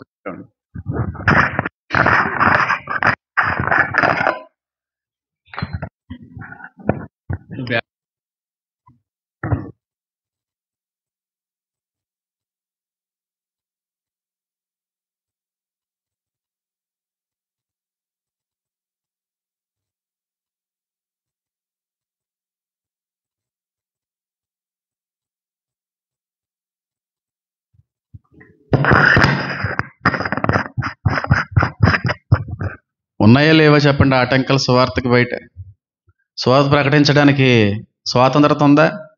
రాజ్యాంగం ఇచ్చినా సరే ప్రభుత్వాలు ఏం చేస్తున్నాయి? లేకుండా చేసేద్దాం అనుకుంటున్నాయి. మొన్న ఒక చోట ఒక వీడియో చూశాను నేను. రైల్వే స్టేషన్ దగ్గర ఉన్న బ్రిడ్జ్ అనుకుంటాను. బ్రిడ్జ్ కింద స్తంభాలు ఉంటాయి కదా, పెద్ద పెద్ద స్తంభాలు. ఆ స్తంభాల మీద పోస్టర్లు అంటించే వాళ్ళు ఉంటారు, దేవుని వాక్యాలు రాసే వాళ్ళు ఉంటారు, లేదంటే పిచ్చి గీతలు, పిచ్చి బొమ్మలు, బూతి బొమ్మలు గీసుకునే వాళ్ళు కూడా ఉంటారు. ఎవరో రాసినట్టున్నాడు, పెయింట్ వేసినట్టున్నాడు ఆ స్తంభం మీద. అదొక సువార్తలో ఒక భాగం. అది వాక్యంలో ఉన్నటువంటి ఒక వచనాన్ని రాయడం కూడా సువార్తే. ఆ మాట రాశాడు. ఏమనంటే, క్రీస్తు అందరికీ ప్రభువు, ఆయన లోకాన్ని ఎంతో, ఈ 2 వచనాలు రాశాడు అంతే, పెయింట్ వేసి. వేరే మతానికి సంబంధించిన వ్యక్తులు కొన్ని కాషాయ వస్త్రాలు ధరించుకుని అక్కడికి వచ్చేసి వాళ్ళ దేవుని గట్టిగా ఆర్భటిస్తూ కేకలు వేస్తూ పెయింట్ వేసేసారు. కథ కనబడకుండా పెయింట్ వేసేసారు. అప్పుడు నాకు అనిపించింది ఏంటో తెలుసా? గోడ మీద ఉన్న అక్షరాలు కనబడకుండా పెయింట్ వేసి మూసేయచ్చు, కానీ మాలో మండుతున్నటువంటి మంటను మాత్రం మూయగలిగేవాడు, ఆపగలిగేవాడు రాలేడు, రానియ్యడు నా దేవుడు. గట్టిగా చప్పట్లు కొడుతూ దేవుని మహిమపరచను. గోడ మీద అక్షరం తీసేయచ్చు, గోడల మీద ఉన్నటువంటి వచనాలు కనబడకుండా పెయింట్లు వేసి మాపేయచ్చు. మరి హృదయాల్లో దేవుడికి ఇచ్చినటువంటి స్థానాన్ని ఎవరు తెస్తారు? మన హృదయాల్లో ఆయన ముద్రించాడు కదా, మన హృదయాల్లో ఆయనకు ఒక పేరు ఉంది కదా. మరి ఆ పేరుని ఎలా తీయగలరు? ఎన్ని ప్రభుత్వాలు వచ్చినా గోడల మీద చేయొచ్చు, లేదంటే మన కుల సంబంధమైన ధృవీకరణ పత్రం మీద తీసేయగలరేమో, కానీ హృదయాల మీద ఎవడన్నా చెరిపేయగలడా? ఎవడో జరపలేడు. ఇలా అనుకుంటున్నారంతే. ఏదో చేసేద్దాం, భారతదేశాన్ని హైందవ దేశంగా మార్చేద్దాం, భారతదేశంలో క్రైస్తవులు లేకుండా చేసేద్దాం, భారతదేశంలో క్రైస్తవ్యం కనబడకుండా తుడిచేద్దాం అనుకుంటున్నారు. కానీ నువ్వు ఎంత చేద్దాం అనుకుంటే అంత ప్రజ్వలించేటువంటి మాట నా దేవుని మాట. అది ఆగదది. ఎంత ఆపుదాం అంటే అది లెగుతుంది. అది 1975 సంవత్సరాల నుంచి ఆపేద్దాం అనుకుంటున్నారు ఆ సువార్తని భారతదేశంలో. ఈ నొక్కడిని లేపేస్తే అసలు ఏమీ లేకుండా పోద్ది అనుకున్నారు. తోమని లేపేశారు. వీడి వల్లేరా భారతదేశంలో కొత్త మతం వచ్చింది, ఈ కొత్త మచ్చ వచ్చింది. చాలా మంది హైందువులు మారిపోవడానికి గల కారణం ఈ తోమగాడే. ఈ నొక్కడిని లేపేస్తే వాడిని వెంబడించే వాళ్ళందరూ కూడా పరారైపోతారు, చెదిరిపోతారు అనుకున్నారు. కానీ ఆ ఒక్కడిని చంపారు. భారతదేశంలో అనేక మంది క్రైస్తవ సైన్యంగా మారిపోయారు. అప్పటి నుంచి చేస్తున్నారు ఆ పని. 1975 సంవత్సరాల నుంచి క్రైస్తవ్యం లేకుండా చేద్దాం అనుకున్నారు. క్రైస్తవ్యం భారతదేశంలో అంతకంతకు పెరుగుతుంది తప్ప ఎక్కడ తగ్గుముఖం పట్టలేదు. ఎక్కడ తొక్కుమకం పట్టలేదు అక్కడ. ఆ రోజున ఒక్కడితో మొదలైంది. ఈరోజు క్రైస్తవ్యం భారతదేశంలో 60% ఉంది. 50% కంటే ఎక్కువ. పెరిగిందా తగ్గిందా? 1% లేని దేశంలో ఇంచుమించు 50% పైకి వెళ్ళిందంటే పెరిగిందనా లేదనా? ఎక్కడైపోయింది? ఎక్కడ ఏం చేయగలరు వీళ్ళు? ఒకరిని చంపేస్తే పారిపోతారు, ఒకరిని చంపేస్తే వెళ్ళిపోతారు, ఒకరిని చంపేస్తే ఆగిపోద్దని అనుకున్నారు. ఆ ఒక్కడిని చంపిన తర్వాత ఇంకా ఎక్కువైపోయింది. మిషనరీలు పంపించాడు దేవుడు, వాళ్ళని చంపేస్తే ఇంకా ఆగిపోద్ది అనుకున్నారు. భయపడి క్రీస్తుని అంగీకరించడం మానేస్తారు అనుకున్నారు, ఇంకా పెరిగిపోయింది. ఈ రోజున జరిగేటువంటిది ఏంటంటే సువార్త లేకుండా చంపేద్దాం అనుకుంటున్నారు, ఇంకా పెరిగిపోతే తప్ప తగ్గదు. ఆ విషయంలో తెలదు. ఇప్పటికే చాలాసార్లు చేశారు భారతదేశంలో. తోమాని చంపినప్పుడు చేసేద్దామని జరిగిపోద్ది అనుకున్నారు. మిషనరీలు వచ్చారు, ఈ స్టెయిన్స్లు అందరినీ చంపేశారు. ఒరిస్సాలో సజీవ దహనం జీపులో పెట్టి పిల్లలతో పాటు కాల్చేశారు. ఒరిస్సాలో ఇంకెవ్వడో కూడా క్రీస్తుని అంగీకరించకుండా భయం పడుతుంది అనుకున్నారు. ఆయన చచ్చిన తర్వాత ఒరిస్సాలో క్రైస్తవ్యం పెరిగిపోయింది. పెరిగిందా తగ్గిందా? ఇప్పుడు ఇది చేద్దాం అనుకున్నారు కొన్ని ప్రభుత్వాలు. క్రైస్తవ్యాన్ని సమూలంగా తుడిచేద్దాం అనుకుంటున్నారు, సువార్తను చంపేద్దాం అనుకుంటున్నారు. కానీ అది తెలియని విషయం ఏంటంటే అంతకంతకు ఇంకా పెరిగిపోద్ది, ఇంకా పెరిగిపోద్ది. ఎందుకంటే గోడల మీద రాసుకున్న అక్షరాలు కాదు కదా, గోడ మీద వేసుకున్నటువంటి బొమ్మలు కాదు కదా, చేతి మీద ఉన్న పచ్చబొట్లు కాదు కదరా లేజర్ ఎట్టుకుని తీర్చుకుంటే పోయేదానికి గుండెల్లో పెట్టేసుకున్నాం. ఆ మంట ఇప్పటికే ఎప్పటికే పోనే పోదు, పోనే పోదు. ఇది మూడోసారి సువార్త లేకుండా. తోమాన్ని తీశారు, మిషనరీలు తీశారు, ఇప్పుడు సువార్తికులు తీసేద్దాం అనుకున్నారు, సువార్త లేకుండా చేసేద్దాం అనుకుంటున్నారు. ఇంకెంత అద్భుతమైనటువంటి కార్యాన్ని దేవుడు జరిగిస్తాడో అర్థం చేసుకోండి. పాపం వాళ్ళకి తెలియదు కదా, రాత్రి 2000 రూపాయల నోటు తీసేసినట్టు ఇది తీసేద్దాం అనుకో ప్రయత్నాలు. 2000 రూపాయల నోటు అనుకుంటే తీసేయచ్చు. కొవ్వొత్తి మీద ఉన్నటువంటి అగ్ని ఆపేయాలనుకుంటే ఉప్పు అంటే అయిపోద్ది. ఈ అగ్ని మామూలు కొవ్వొత్తుల మీద కట్టెల పొయ్యిలో కనబడే అగ్గి కాదు కదా, మండుచున్నటువంటి అగ్ని. అది అగ్ని జ్వాలలో వంటి నేత్రములు కలిగిన వాడు ఆయన. ఆయన మాట ఆగుతుందా? సువార్త ఇప్పటికీ ఈ సంఘం ఎత్తబడి వరకు కూడా సువార్త ప్రజ్వలిస్తూనే ఉంటుంది, విస్తరించబడుతూనే ఉంటుంది. యేసుక్రీస్తు ప్రభువారు మళ్ళీ ఒలీవల కొండ మీద అడుగుపెట్టే సమయాన్ని వరకు ఇంకా ప్రజ్వలిస్తుంది. ఇద్దరు చేస్తారు రోజు సువార్త. ఇద్దరిని చచ్చిపోయే వరకు సువార్త ఉంటుంది. హతసాక్షులు ఇద్దరు సాక్షులు. అప్పటి వరకు సువార్త విస్తరించబడుతుంది, ఇంకా పెరిగిపోద్ది. ఆ లాజిక్ కూడా వాళ్ళకి అర్థం కాదండి. వాళ్ళ ధర్మాలు నేనే విమర్శించాలనుకోవట్లేదు. వాళ్ళ ధర్మానికి కొన్ని కోట్లు సంవత్సరాలని చెప్తుంటారు. కొన్ని కోట్ల నుంచి ఉంది, కొన్ని కోట్లాది సంవత్సరాల నుంచి ఉంది మా ధర్మం అంటారు. కానీ 2000 సంవత్సరాల క్రితం మొదలైందే కదా క్రైస్తవ్యం. 2000 సంవత్సరాల క్రితం మొదలైందే ప్రపంచాన్ని ఇంత మార్చేసింది. మరి కోట్లాది సంవత్సరాల నుంచి ఉన్న ధర్మం ఎందుకు మార్చలేకపోయింది? కంటెంట్ లేదు, అందులో మ్యాటర్ లేదు. మళ్ళీ దాన్ని ఇప్పుడు తీసుకొచ్చి ఈ ధర్మం గొప్పదే, సనాతన గినాతన ఏ పేర్లు పెట్టుకున్నారు. కోట్లాది సంవత్సరాల నుంచి ఉన్నదైతే ఇప్పుడు ప్రపంచంలోకి వెళ్ళిపోవాలి కదా. 2000 సంవత్సరాల క్రితం వచ్చిందే ప్రపంచం అంతటినీ మార్చేసింది. ప్రపంచంలో అనేక మంది క్రైస్తవ్యంలోనికి నడిపించేసి మరి కోట్లాది సంవత్సరాల నుంచి ఉన్నప్పుడు అసలు ప్రపంచం అంతా ఆ మతంలోనే ఆ ధర్మంలోనే ఉండాలి కదా. ఈ లాజిక్ ఎలా మిస్ అవుతున్నారో నాకు అర్థం అవట్లేదు. అంతే కదండి, 2000 సంవత్సరాలు అయింది క్రీస్తు మరణించి. అంటే గట్టిగా అయితే ఒక 80 తరాలు, మన వెనకాల ఒక 80 తరాలు గతించినాయి. ఈ 80 తరాల్లోనే 800 కోట్ల మందిలో 500 కోట్ల మంది సుమారుగా క్రైస్తవులు ఉన్నారు 2000 సంవత్సరాల్లో. మరి వేలాది కోట్లాది సంవత్సరాల నుంచి వచ్చిన ఈ ధర్మాలు ఎందుకు ప్రపంచంలోకి వెళ్ళలేకపోయాయి? ఎందుకంటే లేవు గనుక, అందులో కంటెంట్ లేదు గనుక, మ్యాటర్ లేదు గనుక.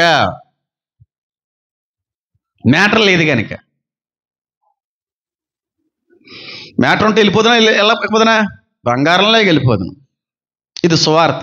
ఏంటి సువార్త అంటే క్రీస్తు యొక్క జనన మరణ పునరుద్ధానములే శుభవార్త. అది ప్రకటించడానికి దేవుడు కొందరిని ఎన్నుకొని సువార్థికులుగా వాడుకుంటాడు. ఇప్పటికీ ఆగదా, భయపడకండి. ఏ ప్రభుత్వం వచ్చినా, ఎంతమంది డిప్యూటీ సీఎంలు అయిపోయినా, ఇంకోళ్ళు అయిపోయినా, సువార్తనే క్రైస్తవ్యం తుడిచేద్దాం అనుకుంటే పెరుగుతుంది తప్ప ఆగనే ఆగదు. సమస్య లేదు. మళ్ళీ చెప్తున్నాను, ఎందుకంటే ఇది 2000 సంవత్సరాల నుంచి ఉంది కదా. 2000 సంవత్సరాల నుంచి మొదలైన దాన్ని అప్పుడే ఆదిలో ఆపేద్దాం అనుకున్నారు.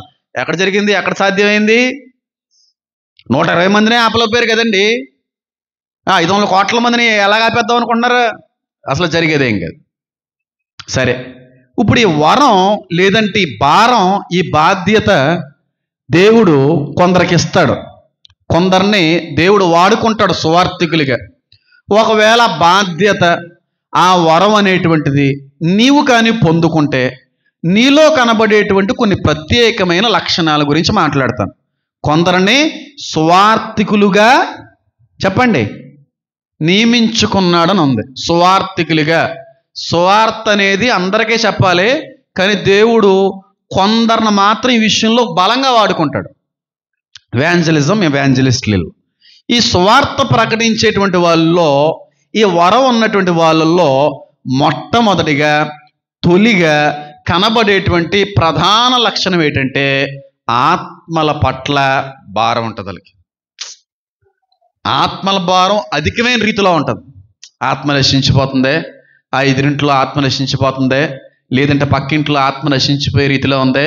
డాక్టర్లు కూడా చెప్పేశారంట, డాక్టర్లు కూడా నిర్ధారించేశారంట, ఇంకెంతో కాలం బతకనంటున్నారంట. ఈ భావన, ఈ బాధ ఎక్కువ కనబడుతూ ఉంటుంది. ఏదో రకంగా మార్చాలి, ఏదో రకంగా ఈ విషయాన్ని తెలియపరచాలి, ఏదో రకంగా ఆత్మను రక్షించుకోవాలని చెప్పి తీవ్రమైన ప్రయాస పడుతూ ఉంటారు వీరు. ప్రయాస, ఆశతో పాటుగా ఆ వార్తను ప్రకటించడం విషయంలో ఎక్కడ కూడా ఆలోచించరు, సంకోచించరు. బంధువులు ఫీల్ అవుతారా, ఇరుగు పొరుగు వాళ్ళు ఫీల్ అవుతారా, ఈదులో లేవని అనుకుంటారా, సిగ్గేస్తుంది, అవమానంగా ఉంటుందేమో, చాలా ఇబ్బందిగా ఉంటుందేమో అని ఉండదు. ఎవరు ఏమనుకున్నా ఉన్న సువార్తని, ఉన్న శుభవార్తని నేను నలుగురికి చేరదీయాలి అనే ఆశ తీవ్రంగా ఉంటుంది. తీవ్రంగా, మామూలుగా కాదు, అతి తీవ్రంగా ఉంటుంది. ఎవరో చెప్పరు వాళ్ళకి, ఎవరో బోధించరు వాళ్ళకి, ఎవరో అట్టి బాధ్యతను కూడా ఇవ్వరు. కానీ ఆ బాధ్యత వాళ్ళ హృదయంతరంగాల్లో ఉన్నటువంటి ఆశ ఆ వ్యక్తులను అలా వాడుకుంటూ ఉంటుంది. బెస్ట్ ఎగ్జాంపుల్ చెప్పనా? సంతోషమ్మ గారు. బెస్ట్ ఎగ్జాంపుల్ చెప్పనా? దేవమణి గారు.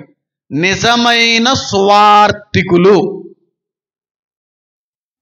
వాళ్ళు చేసే ఏకైక పని ఏంటంటే వాళ్ళు వ్యక్తిగత పనులు చేసుకుంటూ ఉంటారు, కుటుంబ క్షేమం కొరకు ప్రాకులాడుతూ ఉంటారు, వాళ్ళు పనులన్నీ చేసుకుంటూ ఉంటారు, కానీ దేవుని గూర్చినటువంటి వార్తను ఎక్కువ ప్రకటిస్తూ ఉంటారు. వీళ్ళకి రెండే పనులు, ఒకటి కుటుంబం, రెండు సువార్త. ఈ పనులను ఉంటారు. అంటే అర్థం ఏంటంటే ఇంట్లో పనులన్నీ అయిపోయినాయి, ఇంట్లో అన్ని పనులు చేసేసుకున్నారు, భర్త గారు వంట వండేశారు, పిల్లలను స్కూల్కి పంపించేశారు, కొంచెం తీరిక దొరికింది, అమ్మయ్య అనుకునే సమయానికి పడుకుందాం అని అనుకోరు. ఎవరికన్నా వెళ్ళి వాక్యం చెప్దాం, ఎవరికన్నా వెళ్ళి సువార్త ప్రకటిద్దాం, ఆ ఎదురింటి ఆయన దగ్గరికి వెళ్ళి ఎంతో కొంత మాట్లాడదాం. ఎలాగా భర్త గారు లేరు కదా, ఆ భార్య గారికైనా అర్థమయ్యే రీతిలో 2 మాటలు చెప్పే ప్రయత్నం చేద్దాం. ఈ ఆశ ఉంటుంది, ఈ ఆశ ఉంటుంది. సంతోషం గారిలో ఉందా లేదా? ఆవిడ కుటుంబం అంతటినీ పోషించేది, గరిట్ల పనులన్నీ చేసుకునేది, మందిరానికి వచ్చేది, మందిరం పరిచయం చేస్తూ ఉండేది. ఖాళీ దొరికిందా 4 మెతికిలు తినేసి బయటకు పోయేది. అలా పోతే రక్షించబడిన ఆత్మలే ఇక్కడ కొందరు.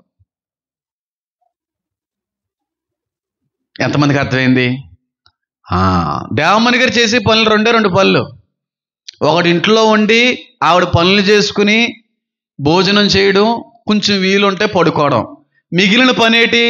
అందరి ఇంట్లోకి వెళ్ళి బలపరచడం. స్వార్థికురాలు ఆవిడ. అందరూ చేయలేరు ఈ పని. ఈ వరం, ఈ బాధ్యత దేవుడి మూలంగా పొందుకున్నాం అనుకోండి, గొడవలు అవ్వో, న్యూసెన్స్ అవ్వదో, గందరగోళాలు అవ్వో, చాలా సాఫ్ట్గా, నీట్గా, స్లోగా ఒక ఆత్మ రక్షించబడతా ఉంటుంది. దేవమణి గారు సువార్త ప్రకటించే క్రమంలో, సంతోషమ్మ గారు సువార్త ప్రకటించేటువంటి క్రమంలో ఏ గొడవలైనా నెలకొన్నాయా? ఎవరైనా ఆవిడని తిట్టే ప్రయత్నం చేశారా? ఏమన్నా ప్రతికూలతలు ఎదురవుతే ఉండొచ్చు, కానీ ఈ రోజుల్లో ఉన్నంత ప్రతికూలతలు లేవు. దేవుడు ఇవ్వని బాధ్యతల్లోకి వెళ్ళకపోవడం మంచిది. ఇస్తే చేయాలి. తీవ్రమైన ఆశ ఉంటుంది, అపరిమితమైనటువంటి ఆసక్తి ఆత్మల పట్ల కలిగి ఉంటారు వాళ్ళు. వీళ్ళు పని చేసుకుంటున్నా ఆలోచనతో సువార్త మీద ఉంటుంది. వీళ్ళు పని చేసుకుంటున్నా కొంతమందిని చూపిస్తూ ఉంటాడు, వాళ్ళ మీద ఉంటుంది ఆలోచన. ఏం మాట్లాడాలి, ఈసారి వెళ్ళినప్పుడు ఏం పలకాలి, ఏం చెప్పాలి, మన ఇది దీని గురించి టర్న్ చేసుకుంటూ ఉంటారు లోపల. ఇంకే ఆలోచన ఉండదు. సువార్త, సువార్త, సువార్త. న్యూసెన్స్ ఉండదు, గొడవ ఉండదు. చాలా జ్ఞాన వివేకాలతో, చాలా సౌమ్యమైనటువంటి పదజాలంతో, చాలా సమాధానార్థమైనటువంటి వాతావరణంలో వీళ్ళు ప్రకటిస్తూ ఉంటారు. అంతేగాని తిట్టించుకొని రారు. ప్రతికూలతలు ఉంటాయి, కానీ ఆత్మ రక్షించబడుతుంది. సంతోషమ్మ గారు వెళ్ళిపోతూ ఆవిడకున్న ఏకైక బాధ ఏంటో తెలుసా? ఆవిడన్న ఏకైక మాట ఏంటో తెలుసా? నా మాటను అంగీకరించి అందరూ క్రీస్తుని అంగీకరించారు, ఒక్క వ్యక్తిని మార్చలేకపోయాను అంతే నేను. ఆవిడే కోరలక్ష్మి గారు. ఆ ఒక్క వ్యక్తిని నేను మార్చలేకపోయానే, ఆ ఒక్క వ్యక్తిని నేను రక్షించలేకపోయేనే తీవ్రమైన దుఃఖంతో ప్రాణం విడిచింది. ఆవిడ సువార్థికురాలు.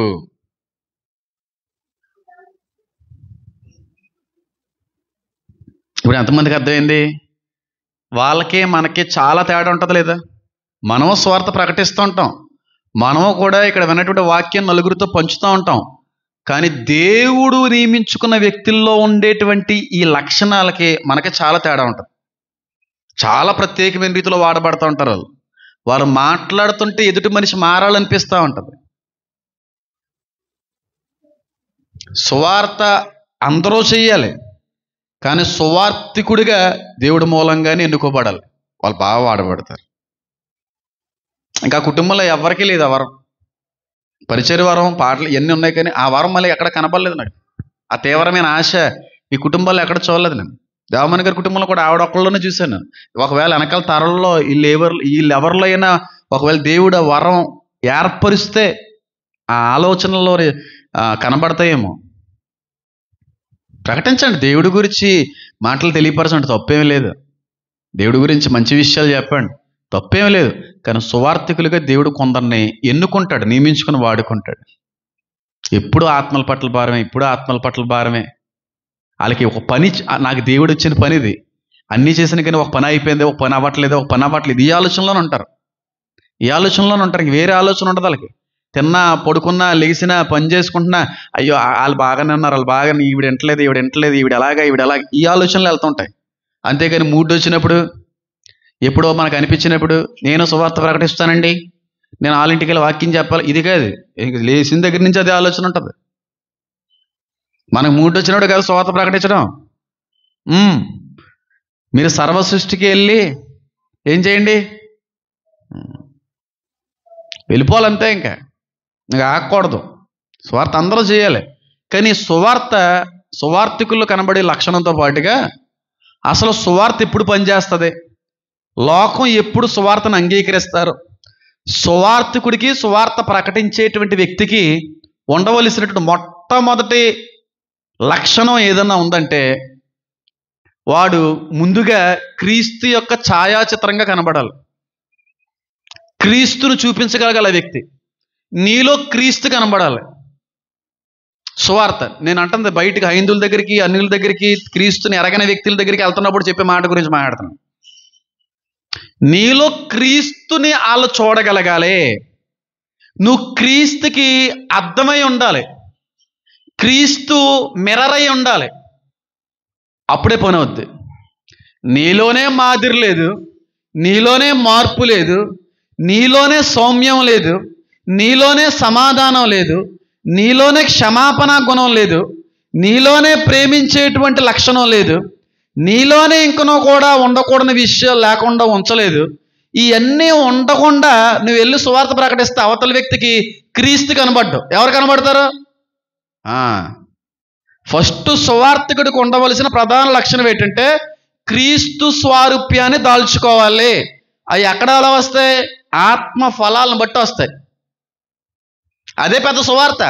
వెళ్ళి మా దేవుణ్ణి నమ్ముకోండి, మా దానిలోకి వచ్చేయండి, ఏం అక్కర్లేదు. నిన్ను బట్టి ఒక వ్యక్తి మారాలి, నీలో క్రీస్తు కనబడాలి. నువ్వు మాట్లాడితే క్రీస్తు మాట్లాడినట్టు ఉండాలి, నువ్వు నడుస్తుంటే క్రీస్తు నడిచినట్టు ఉండాలి. ఇది లోకం గమనిస్తే అదే పెద్ద సువార్త. ఆ విధంగానే ఆకర్షించబడతారు. ఈ లక్షణం దేవమణి గారిలో, సంతోషం గారిలో ఉందా లేదా? ఎంత సౌమ్యమో! ఏ రోజైనా వ్యర్థమైన మాటలు మాట్లాడడం వీళ్ళిద్దరి నోట విన్నావా? ఒక బూతైనా విన్నావా? ఎవరి మీదైనా గొడవకి వెళ్ళడం చూసావా? ఎవరి మీద అరవడం చూసావా? ఇంట్లో ఎప్పుడన్నా అరుచుకునేటువంటి సందర్భాలు ఉండొచ్చు, కానీ ఈవిడ నోరెత్తి మాట్లాడడం విన్నావా? అందుకే ఆవిడ మాటను అందరూ గౌరవించారు. అంతేగాని లేచిన దగ్గర నుంచి పడుకునేంత వరకు అరుపులు, గొడవలు, అరిచేసుకుని, బూతులు మాట్లాడేసుకుని, కొట్టేసుకొని, తిట్టేసుకొని సువార్త ప్రకటించడానికి వచ్చావండి అంటే అల్లవా చెప్పు, కానీ నువ్వు ముందు మారి తర్వాత నాకు చెప్తీగలే అంటారు. ఇది కనబడాలి కదా. మొదటగా మనలో మార్పు లేదు, మనలో క్రీస్తు కనబడట్లేదు, మనలో క్రీస్తు ఛాయాచిత్రం కనబడకుండా ఏమండి మీ భర్త గారు మారాలని ప్రార్థన చేసుకోండి, దేవుడు భర్త గారిని మారుస్తాడండి. ఇన్ని చెప్తున్నావు, మీ భర్త మారలేదని చెప్పి తాగుబోతూ ఎందుకు తిడుతున్నావు నువ్వు? మరి నువ్వు ఎలా తిడుతున్నావు? మీ దేవుడు నీ భర్తను మార్చాడా? మరి నీ భర్తని ప్రార్థనతో మార్చుకోలేకపోయావు? మాకు వచ్చి మా భర్తలు మార్చుకుంటాడో దేవుడు, ప్రార్థన చేయమంటావా అంటారు. నువ్వేమో భర్తను తిడేస్తున్నావు, నువ్వేమో తాగుబోతాడా మానవా అని చెప్పి గోల పెడేస్తున్నావు. రోజు గొడవే ఇంట్లో. అదే వ్యక్తి బయటకు వచ్చి మీ భర్త మార్పు కొరకు ప్రార్థన చేసుకోండి అంటే వింటారా?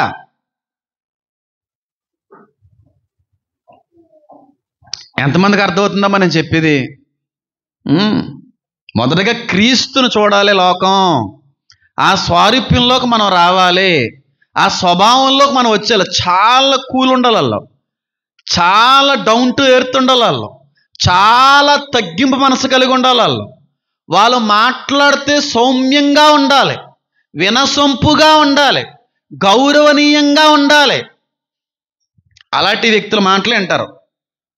అంతేగాని మార్పు లేకుండా బేరని అరిచేసి నువ్వు వెళ్ళి 4 మాటలు మాట్లాడుతున్నట్టు ఎవడే ఉండవు. సంతోషమ్మ గారి మాటని వీధి గౌరవించిందన్న, రాగంపేటలో అనేకులు దేవమణి గారి యొక్క మాటను గౌరవించారన్న. వాళ్ళ స్వభావం బట్టి నువ్వు మారి అప్పుడు సువార్తకి వెళ్ళు. నువ్వు మారకుండా సువార్తకి వెళ్ళావు అనుకో, నీకు అది చెడ్డ పేరు. ఎవరికే వచ్చేవాళ్ళు కూడా రావాలనిపించదు.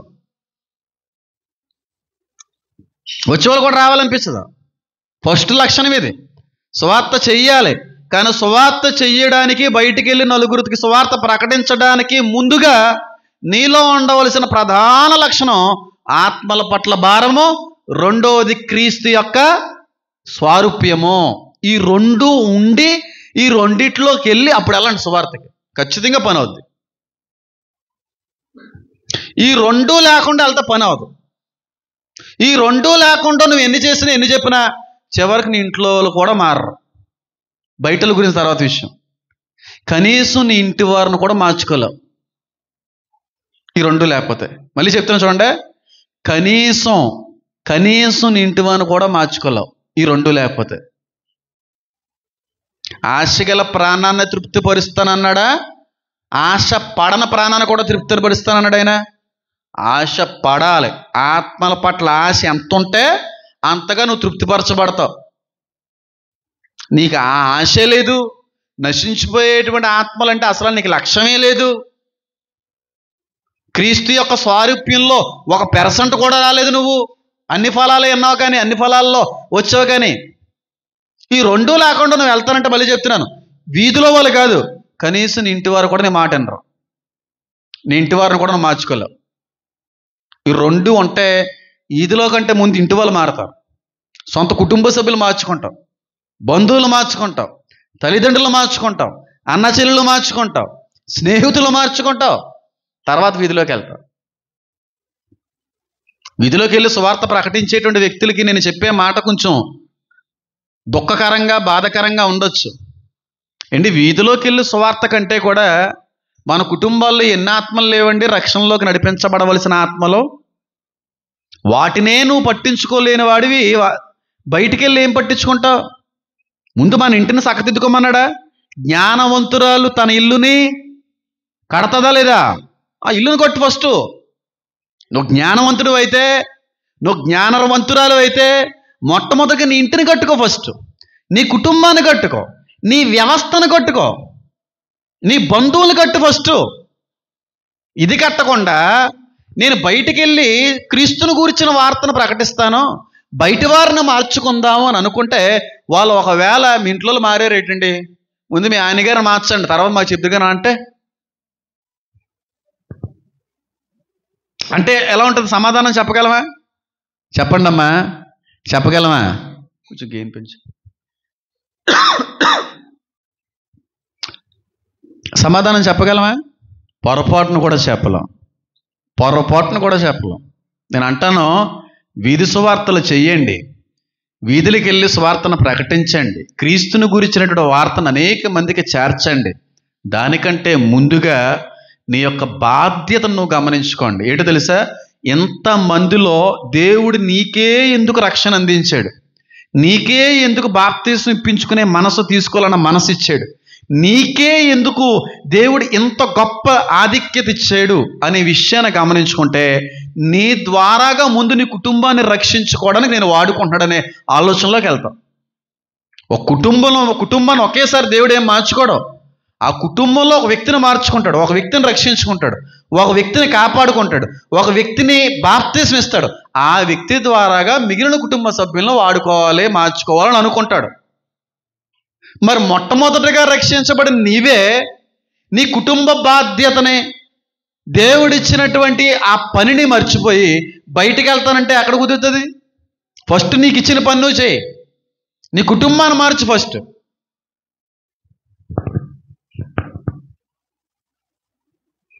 నీ కుటుంబాన్ని మార్చుకోకుండా ఎక్కడికి వెళ్తారండి? సువార్త అంటున్నారు కానీ జనాల్లో. ఇప్పుడు బయటికి వెళ్ళి సువార్త ప్రకటించి వాళ్ళ కుటుంబాల్లో చాలామంది రక్షణ లేకుండా ఉంటారు. వాళ్ళని పట్టించుకోరు, ఎందుకంటే చెప్పి వదిలేసామండి.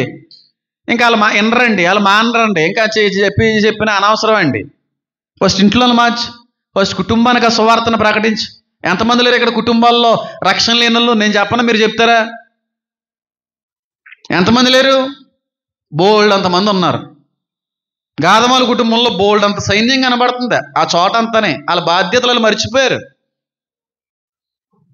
షేబా కుటుంబం బాధ్యత మర్చిపోయింది, వేరే విషయాల్లోకి వెళ్తున్నారు వాళ్ళు. సౌమ్య, అమ్మాజీ గారు, ఏసమ్మ గారు, లూదియా గారు, మీరు ఒక్కసారి ఆలోచించండి. అంతమందిలో దేవుడిని ఎన్నుకున్నది అంతమందిని మార్చడానికి కాదా? మంగతయ్యారి గారు, అగప్పే గారు, ఎంతమంది ఉన్నారు? ఎంతమంది మీ బాధ్యతను మరిచి తిరుగుతున్నారో అర్థం చేసుకోండి. అమ్మ రెప్కా తల్లి, ఎంతమంది ఉన్నారు మీ కుటుంబంలో? ఎంతమందిని వదిలేసి బయటికి వెళ్తావా? ఫస్ట్ నీ కుటుంబాన్ని మార్చుకో. ఏర్పాట్లు ఉన్న వాళ్ళు అంటున్నారు కదా, ఏర్పాట్లు ఉంటేనే బాప్తీసం పొందుకుంటాం తప్ప ఏర్పాట్లు లేకపోతే తీసుకోవాలన్న పని అవదు. ఆ ముందు రోజు ఒక అరగంట ముందే పోద్ది ప్రయాణం. ఏర్పాటు ఉంటేనే పూర్ణ అంగీకారాన్ని చేయగలం. ఏర్పాటు లేకపోతే పొరపాటును కూడా ఆయన అంగీకరించడానికి మనసు ఒప్పుకోదు, అంతరంగం అంతకంటే ఒప్పుకోదు. ప్రకటించు, నీ కుటుంబానికి ప్రకటించు, అర్థవంతంగా ప్రకటించు. నువ్వు ఏది ప్రకటించినా ఆ ప్రకటించిన మాటను వాళ్ళు గౌరవించాలంటే ముందు నీలో ఎవరు కనబడాలి? ఇది వచ్చిన తర్వాత చెప్పు. ఇది రాకుండా నువ్వు ఎన్ని చెప్పినా వాళ్ళు పైకైతే అనరు, వెళ్ళిపోయిన తర్వాత అంటారు, ఆ చెప్పు వచ్చిందిలే, ఇది మానేసిందేటి బూతులు, ఇది ఆయన గారితో గొడవ పెట్టుకోవడం మానేసిందేటి, ఈ టీవీలు చూడడం మానేసిందేటి, వీళ్ళు సాడీలు చెప్పడం మానేసిందేటి, ఇవన్నీ మళ్ళీ చెప్పుకునొద్దు మనకి అని అంటారు. నువ్వు మారాలి. నీలో పల్లెత్తు కూడా ఏ లోటు కనబడకుండా ఉండేంత మార్పు వచ్చి అప్పుడు నువ్వు ఒకళ్ళ దగ్గరికి వెళ్ళి మాటలో ఒక చిన్న మాట చెప్పి ఎంత బేగినేస్తారు వాళ్ళ మాట. సువార్త ప్రకటించడానికి బైబిలు, సువార్త ప్రకటించడానికి నోటి మాట కదండి, మనమే సువార్త, మన స్వభావమే సువార్త. మన క్రీస్తు ప్రతిమలై ఉన్నాం. క్రీస్తును మనలో చూపించగలిగితే అంతకు మించిన బలమైన సాధనం సువార్త కొరకు ఏది వాడబడదు. ఇంకా లోట్లు పెట్టేసుకుని, ఇంకా కోపాలు ఉంచేసుకుని, ఇంకా గట్టిగా మాట్లాడేటువంటి తత్వం పెట్టేసుకుని, అరిసేటువంటి మనసు వదిలిపెట్టకుండా ఎంతమంది దగ్గరికి వెళ్ళి చెప్పిన ఏమంటారు? ఏవి అనరు. నీలో కనబడితే క్రీస్తు, తర్వాత అంటాడు ఆయన. నేను అందుకే చెప్తున్నా, ఫస్ట్ మీ ఫ్యామిలీ, తర్వాత మీ ఫ్రెండ్స్, మీ బంధుమిత్రులు, వీళ్ళందరినీ మార్చుకుంటూ సువార్తని వీధిలో కూడా చక్కగా ప్రకటించండి. అప్పుడు పని అవుతుంది. అంతేగాని ఏమీ లేకుండా నువ్వు ఎంత చేద్దాం అనుకున్నా అసలు మాట్లాడడానికి మనసు ఒప్పుకోదాం వాళ్ళది. ఇప్పుడు నేను త్రాగుబోతున్నా అనుకోండి, నేను త్రాగుతా, ఒరే మందు మానేరా మా చర్చికొచ్చే అంటాడు. ఏమంటాడు? పైకైతే అలాగే బావగారు వస్తానండి అంటాడు. వీడు మందు మాండు కానీ వీడి చర్చికొస్తే దేవుడు మార్చేస్తాడంట అని అనుకుంటారా? మందు మానేసి మందు మానేయండిరా అని చెప్పాలి, సిగరెట్ మానేసి సిగరెట్ మానేయండిరా అని చెప్పాలి. సీరియళ్ళు టీవీలు మానేసి సీరియళ్ళు టీవీలు మంచివి కాదని చెప్పాలి. లోకానికి నీకు తేడా ఏముంది? లోకంలో నుంచి వేరుపరచబడిన వ్యక్తులు అంటారు కదా దేవుడు మనల్ని. చీకటి నుంచి వెలుగుని మార్చినటువంటి వ్యక్తులు అంటున్నారు కదా మనల్ని. లోకానికి ఉప్పు అంటున్నాడు కదా. అంటే ఉప్పు అంటే రుచికరంగా ఉండేది. కూరకు రుచి రావాలంటే ఏం ఏం కలపాలి? నువ్వు ఎంత మసాలాలు కలిపేసినా, ఎన్ని బిర్యానీ ఆకులు వేసేసినా, ఎంత కారం వేసేసినా, ఎన్ని సుగంధ ద్రవ్యాలు వేసేసినా ఏమీ రుచి రాదు. అన్నీ వేసేసి ఉప్పు అయిపోతే ఏమవుద్ది? తింటావా? కూర అంతటికీ మాధుర్యాన్ని రుచి ఇచ్చేది ఉప్పే. ఉప్పు లేకుండా నువ్వు ఎంత ఖర్చు పెట్టినా పనవదు. నీ మాట రుచికరంగా ఉండాలి. నువ్వు లోకానికి రుచిగా ఉండాలి. ఎప్పుడు తిందామా, ఎప్పుడు వస్తారా, ఎప్పుడు విందామా, ఎప్పుడు చెప్తారా అన్నట్టుగా ఉండాలి. అలాంటి క్యారెక్టర్లోకి వెళ్ళాలి నువ్వు. ఇది వచ్చిందేట్రా బాబు, అది కాదు, భలే వచ్చారండి మీకోసమే అన్నట్టు ఉండాలి. అంత మాధుర్యాన్ని తెచ్చిపెట్టాలి. అంత రుచికరంగా ఉండాలి మన సాక్ష్యం, మన జీవిత విధానాలు. అంతే. కానీ ఇష్టం వచ్చినట్టు ఉంటే, ఇప్పుడు దేవమణి గారు ఎవరింటికైనా వెళ్ళారు అనుకోండి, టైంలోని ఎవరన్నా అదేటా మీ టైంలో వచ్చావు అని అంటారా? లేరు. ఆడు స్వారూప్యం ఆ విధంగా ఉంటుంది. మనం వెళ్ళాం అనుకో, సార్ ఇప్పుడే భోజనం చేసామండి, సాయంత్రం రండి వింటాను అని అంటారు. అది తేడా. మనం మారి అప్పుడు వాక్యాన్ని అనేక మందికి చెప్పాలి, చేర్చాలి.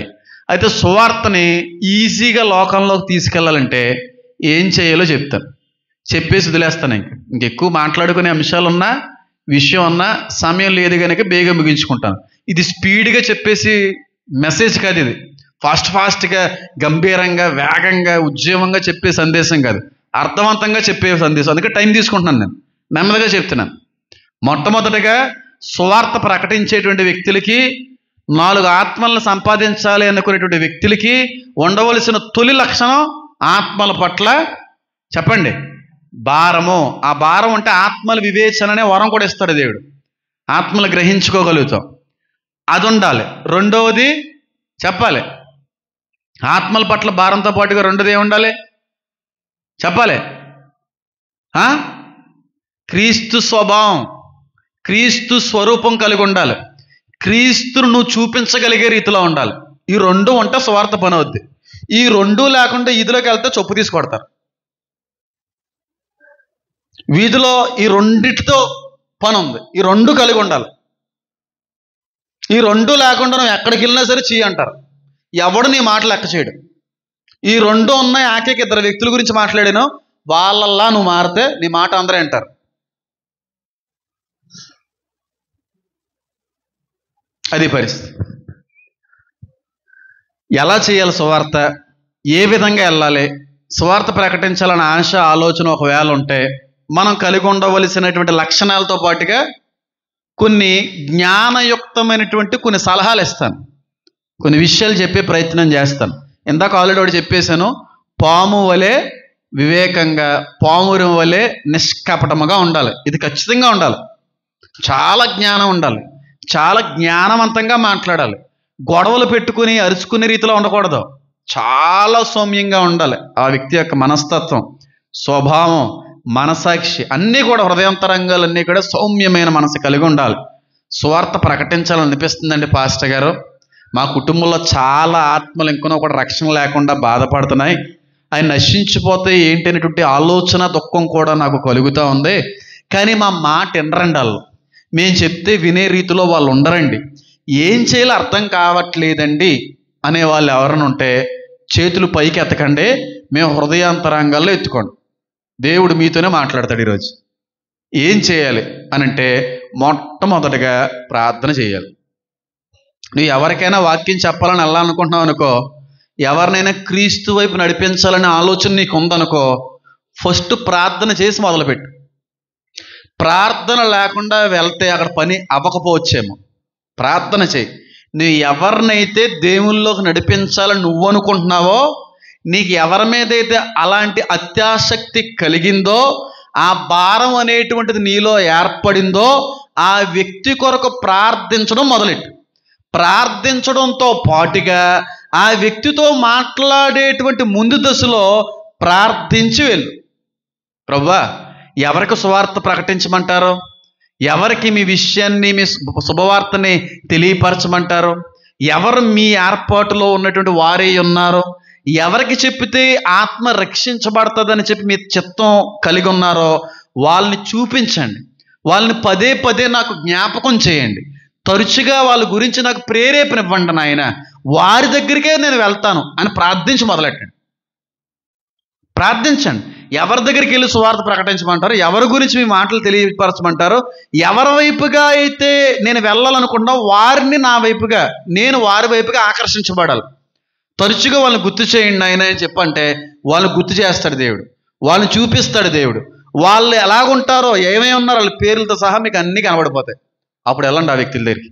అంతేగా నీతిలోకి వెళ్ళిపో 10 కుటుంబాలకు ఒక్కసారి అంటే కాదు, ఒక ఆత్మ రక్షించండి చాలు మీ బతుకులో. ఆ వ్యక్తిని చూపించండి. ఎవరిని సిద్ధపరిచావు నా కొరకు, నా బాధ్యత ఏంటి, నా పట్ల మీరు కలిగిన ఉద్దేశం ఏంటి, నా ద్వారాగా రక్షించుకోవాలనుకున్న ఆత్మలు ఎవరు, వీరు నాకు చూపించండి అని ఉపవాసాలు ఇవ్వండి. బాగా ప్రార్థన చేసావు అనుకో, వారిని నీకు దేవుడు చూపిస్తాడు. వారిని దేవుడు నీకు చూపించినప్పుడు, ఆహా, ఈ ఆత్మల పట్ల భారం బాధ్యత దేవుడు నాకు ఇచ్చాడు, ఈ ఆత్మలు రక్షించవలసిన అవసరత నాకు ఉందన్నమాట, ఈ పని నాదన్నమాట అని ఆలోచనలోకి మొదట రావాలి. రెండవదిగా వాళ్ళ దగ్గరికి వెళ్ళే ముందు నువ్వు ప్రార్థన చేసి వెళ్ళు. నేను కాదు, నీవు మాట్లాడు నాయన, మీరు మాట్లాడండి ప్రభు అని చక్కటి ప్రార్థన చేసి వెళ్ళి సమయానుకూలంగా దేవుడు వెళ్ళమన్న సమయంలో వెళ్ళి 2 నిమిషాలు మాట్లాడొచ్చి, ఎక్కువ మాట్లాడు, ఎంత బాగా పని వద్దాం. నేను అందుకే ఈ మాట చెప్తున్నానంటే, తీసుకునే వాళ్ళు తప్పుగా తీసుకుంటే ప్రమాదం ఉంది, అనుకూలంగా తీసుకుంటే మంచి జరుగుతుంది. ఎందుకంటే ఎంత సువార్త ప్రకటించినా అన్ని ఆత్మలు రక్షించబడవు, ఏర్పాటులో ఉన్న ఆత్మలే రక్షించబడతాయి. పిలవబడిన వారు అనేకులు, ఏర్పాటులో ఉన్నవారు కొందరే. అందరూ కాదు, అందరూ రక్షించబడరు. నువ్వు 100 మందికి సువార్త ప్రకటిస్తే అందులో ఏర్పాట్లు ఉంటే ఒకరు రక్షించబడతారు, 99 మంది రక్షించబడరు. ఆ ఏర్పాటులో ఉన్న ఆత్మలు ఆకర్షించబడితే నీ మాటకి. ఏర్పాట్లో లేవనుకో, నువ్వు సంవత్సరాల తరబడి చెప్పినా ఏర్పాట్లో లేకపోతే అసలు ఎప్పటికీ దేవుని తెలుసుకోరు. ఒకవేళ ఏర్పాట్లో ఉంటే నువ్వు 10 సంవత్సరాలు సువార్త ప్రకటించి నువ్వు చచ్చిపోయినా వాళ్ళు చచ్చిపోయే లోపు మారతారు వాళ్ళు. ఒకవేళ ఏర్పాట్లో లేకపోతే నువ్వు బతికుండగా చచ్చినా మారరా, వాళ్ళు చచ్చిపోతారు. ఏర్పాట్లు ఉన్న ఆత్మలు ఆకర్షించాలి. బంధకములలో ఉన్న ఆత్మలు అంటాడు ఆయన, తప్పిపోయినటువంటి గొర్రెలు అంటాడు ఆయన. తప్పిపోయినాయి కొన్ని ఆత్మలు, ఏర్పాట్లు ఉన్న ఆత్మలు. సాతాను అలా లాగేశాడు, తప్పుదారి పట్టించేశాడు. వాటిని మళ్ళీ జాగ్రత్తగా మన వైపు తీసుకొని రావాలి. ఇది బాధ్యత, సువార్తికుడి బాధ్యత. కొన్ని ఆత్మలు తప్పినాయి, మేకల్లో కలిసిపోయినాయి ఆ గొర్రెలను ఏర్పరచాలి మనం. అది సువార్తికుడి బాధ్యత. మేకల్లో ఉంచేయకూడదు గొర్రెని. మేక గొర్రె ఎప్పటికీ ఒకటి అవదు. స్వరూపరీత్యా కావచ్చు, మనస్తత్వ రీత్యా కావచ్చు, పూర్తిగా విభిన్నత కలిగి ఉంటాయి 2 జీవులు కూడా. తప్పిపోయిన ఆత్మలు అంటాడు ఆయన, తప్పిపోయిన గొర్రెలు అంటాడు ఆయన. ఆ గొర్రెలను రక్షించాలి. అవే ఏర్పాట్లు ఉన్నాయి. ఇప్పుడు బయట గొర్రెలు కాపర్లు వెళ్తూ ఉంటారు కదా, పోనీ గేదెలు కాసేవాళ్ళే అనుకోండి, పోనీ ఎక్కడికో పొలాన్ని తీసుకెళ్తాడు. ఆ పొలాన్ని తీసుకెళ్ళిన తర్వాత పొలంలో ఉన్న వాటికి అన్నిటికీ మేతటేసో వచ్చేస్తాడు. వచ్చేసినప్పుడు గేదెలన్నీ ఒక పాకలా కడతారో, ఆవులన్నీ ఒక పాకలా కడతారో, దోళ్ళన్నీ ఒక పాకలా కడతారు. అంతేకాని గేదెలన్నీ కూడా ఆవులతో కలిసిపోయినా పర్లేదు అని ఎవడన్నా ఉంటాడా? ఎక్కడ ఉండవలసినా అక్కడే. అలా కలిసిపోయినాయి కొన్ని ఆత్మలు రక్షించాలి మనం. ఏర్పాట్లు ఉన్న ఆత్మలు అంటాం. వాటి దగ్గర ఒక మాట పనిచేసి చెప్పినా, ఒకవేళ ఏర్పాట్లు ఉంటే మిగిలిన విషయం అంతా పరిశుద్ధాత్ముడు చూసుకుంటాడండి. ఆయన చూసుకుంటాడు. ఏర్పాట్లు లేకపోతే నువ్వు ఎంత చెప్పినా వేస్టే. అందుకే అన్నాడు, పందుల ముందు ముత్యాలు అన్నాడు ఆయన. కాలు తుడిసేసుకో, కాలు దులిపేసుకో అంటాడు ఆయన. ఈ పని చేయాలి మీరు. ప్రార్థన చేయండి. నా బాధ్యత ఏంటి, నా పని ఏంటి, నన్ను ఎందుకు రక్షించుకున్నావు, ఎవరిని రక్షించడానికి, వాళ్ళని నాకు తెలియపరచండి అని అడిగితే ప్రార్థనలో ఆయన చూపిస్తాడు. చూపించినప్పుడు వాళ్ళ దగ్గరికి వెళ్ళి దేవుని గురించినటువంటి విషయాలు బోధించడం మొదలు పెట్టామనుకోండి, ఆటోమేటిక్గా రక్షించబడతాయి. ఇది సువార్తలో ఖచ్చితంగా ఉండవలసిన జ్ఞానం. 2 విషయం చెప్తున్నాను చూడండి. వెళ్ళినోళ్ళు ఏం మాట్లాడాలి, ఏం మాట్లాడాలో చేతకాకే గొడవలు ఎక్కువైపోతున్నాయి. ఏం మాట్లాడాలో తెలియకే సువార్థికుల్ని ఎక్కడ పడితే అక్కడ ఏం చేస్తున్నారు? ఆపేస్తున్నారు. సువార్త ప్రకటించడానికి లేదు, మత మార్పిడి చేయడానికి వచ్చారా, మా వీధిలో మీ పనేట్రా, అసలు ఎందుకు వచ్చారా, ఏం చేద్దామనరా అనే ఆటంకాలు ఎదురవుతున్నాయి. ఎందుకంటే వీళ్ళకి ఏం చెప్పాలో అర్థం కావట్లేదు, ఏం మాట్లాడాలో అర్థం కావట్లేదు, ఏది మాట్లాడకూడదో అర్థం కావట్లేదు. ఎందుకంటే దేవుడు ఒకవేళ బాధ్యత అయినా ఇవ్వకపోయి ఉండాలి, లేకపోతే వాక్యం పట్ల సరైన అవగాహన అయినా లేకపోయి ఉండాలి, మూడవదిగా ఆత్మీయంగా ఎదగపోయినా ఉండాలి. సువార్త ప్రకటించేటువంటి వ్యక్తులు ఈ రోజుల్లో, ఈ కాలంలో, ప్రస్తుత దినాల్లో మరింత జ్ఞానంగా వ్యవహరించాలి. పొరపాటును కూడా అనకూడవలసినటువంటి మాట తెలుసా? అనకూడవలసిన మాట తెలుసా? ఈ దేవుడు మాత్రమే నిజమైన దేవుడు అనే మాట ఆదులు అనకూడదు. మీ దేవుళ్ళు దేవతలు ఒట్టి విగ్రహాలు అనకూడదు. ఎలా ఉంటుంది వాళ్ళకి అంటేనే? రెండో మాట అన్నేస్తారా? నీ విగ్రహాలని దేవతలన్నీ వదిలేసి పూజలన్నీ మానేసి వచ్చాయి అంటే వాళ్ళకి ఎలా ఉంటుంది తెలుసా? ఎలా ఉంటుంది ఏంటి? ఉన్నమాటే ఏంటి? కన్న తల్లిని వదిలేసి ఇంకో తల్లి దగ్గరికి వెళ్ళడం ఎంత పాపమో, మా దేవీ దేవతల్ని దేవుని వదిలేసి మీ దేవుని నమ్ముకోవడం అంత పాపం అని అంటున్నారా? ఎందుకన్నారు? వదిలేసి వచ్చాయి అంటున్నారు మీరు. ఏమండి, చెక్క మొక్కల దేవుడు అనంటే బాధేస్తుందా? మనకి బాధేస్తుందా లేదా? శవాల దేవుడు, ఎండిపోయిన శవం అంటే బాధేస్తుందా? మరి వాళ్ళు అందులో పుట్టి పెరిగి కూరుకుపోయారు, వదిలే అంటే వాళ్ళకి బాధేద్ది. ఆ మాట ఉపయోగించకూడదు. వాళ్ళంతటా వాళ్ళే వదిలేస్తారు. ఏంటి, క్రైస్తువులై ఉండి క్రీస్తునెరిగి ఆత్మీయంగా బలపరచబడుతున్న మీరే ఇంకా హైందవ సంబంధమైన అన్య సంబంధమైన ఆచార వ్యవహారాలు చేస్తున్నారే. వాళ్ళు పూర్తిగా అన్ని రీతిలో ఉండి అన్ని దేవతలను ఎలా వదిలిపెడతారో మీరు వదిలేసారా? మంచి చెల్లిని వదిలేశారా? పంచాంగాలను వదిలేశారా? కులాలను వదిలేశారా? మీరే వదలలేదు కదరా సన్నాసిల్లారా దేవుణ్ణి నమ్ముకొని ఈ రోజు వరకుని. అసలు దేవుడు అంటే ఎవరో తెలియని వాళ్ళ దగ్గరికి వెళ్ళి మీ దేవతను వదిలేండి వదులుతారా? ఉమ్మేస్తారు. మా అమ్మను వదిలేయమంటావా, మా నాన్న వదిలేయమంటావా అంటారు వాళ్ళు. వాళ్ళకి అలా అర్థం అవుద్ది. ఆ రెండు మాటలు ఉపయోగించకండి. పూజలు మానేయాలి, గుళ్ళకి వెళ్ళడం మానేయాలి, ఆ దేవుళ్ళు దేవతలు అన్ని విగ్రహాలే, అవి ఎందుకు పనిచేయవు, ఇలాంటివి మాట్లాడకూడదు. మరి అలాంటివి మాట్లాడాలండి పాస్టర్ గారండి, అది కూడా చెప్తాను. ఈ మాట్లాడతాం లేదా మనం? స్టార్టింగే మొన్న ఎక్కడికో వెళ్ళామండి, ఎవరో ఉన్నారు రోజు పెద్దల్లో చిన్నల్లో, నాకు చెప్పారా మొత్తానికి ఏదో దేవుడి గురించి ఏదో చెప్తుంటే అవతల వ్యక్తి అన్నారంట, అందరు దేవుళ్ళు ఒకటేనండి అని అన్నప్పుడు మనం ఏమనాలి? అందరు దేవుళ్ళు ఒకటి కాదండి, మనిషికి చేతుకున్నటువంటి వేళ్ళే సమానంగా లేవు, దేవుళ్ళు ఎలా సమానం అవుతారు అనే ఒక మాట చెప్తే బాగుంటుంది. మా దేవుడు రక్తాన్ని చిందించాడు, మా దేవుడు సచ్చి బతికాడు, పునరుద్ధానుడు అయ్యాడు, పాపుల కొరకు రక్తం గార్చాడు అంటే వాళ్ళకి ఏమర్థమవుద్ది? నీకే అర్థమవుతుంది. ఇప్పటికీ కూడా నాకు తెలిసి పాపుల కొరకు రక్తం కార్చడం అంటే నీకే తెలీదు. దేవుడే ఉన్నవాడు మానవుడిగా వచ్చి చచ్చిపోయాడంటే నీకే అర్థం కదా ఆ మాట.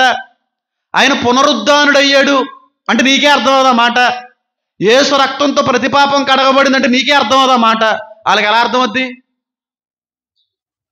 ఆయన పునరుద్ధానుడండి, ఆయన చచ్చిపోయి బతికాడండి, పాపుల కొరకు వచ్చాడండి, ఆయన ద్వారాగా మాత్రమే పాపాలు క్షమించి, ఇలాంటివి ఏమైనా అర్థమవుతాయి వాళ్ళకి? రక్తంలో చిందించాడండి, రక్తం కార్చాడంటే ఎవరికి అర్థమవుద్దమ్మా? అర్థమవుద్దా? అడుగుతున్నానండి. ఈ దేవుడు మాత్రమే రక్తం కార్చాడంటే వాళ్ళకి అర్థమవుద్దా? ఈ దేవుడు మాత్రమే పునరుద్ధానుడు అయ్యాడంటే అంటే అర్థమవుద్దా? ఈ దేవుడు మాత్రమే నిజమైన దేవుడు అంటే వాళ్ళకి అర్థమవుద్దా? ఏం అర్థమవుతుంది వాళ్ళకి, పిచ్చిగా ఉంటుంది వాళ్ళకి. అదొక నమ్మకం మాత్రమే, అదొక విశ్వాసం మాత్రమే అని అనుకుంటారు తప్ప దాని గురించి ఆలోచించరు ఎక్కువగా. అవునా కదా చెప్పండి? మా దేవుడే రక్తం కాచాడు నిజమే, కానీ ఏ సందర్భం ఏ సమయంలో మాట్లాడాలో తెలియక ఆదిలో మాట్లాడుతూ ఉంటారు. అస్సలు వాళ్ళ దేవుని విమర్శించొద్దు, వాళ్ళ దేవుని వదిలిపెట్టేయమని అనొద్దు, ఆ గుడులకి గోపురాలకి వెళ్ళకండి అని అనకూడదు, అన్నీ మానేసిన తర్వాత మా దగ్గరికి రండి అని అనకూడదు. సమస్త భారం మోయిచున్న వారులరా మీరు వచ్చేయండి అన్నాడు ఆయన. భారాన్ని వదిలేసి రమ్మనలేదు. వాక్యం తెలియక భారాలు ఉండగానే రండి. దేవేంద్ర గారు అంతేనా అన్నాడైనా?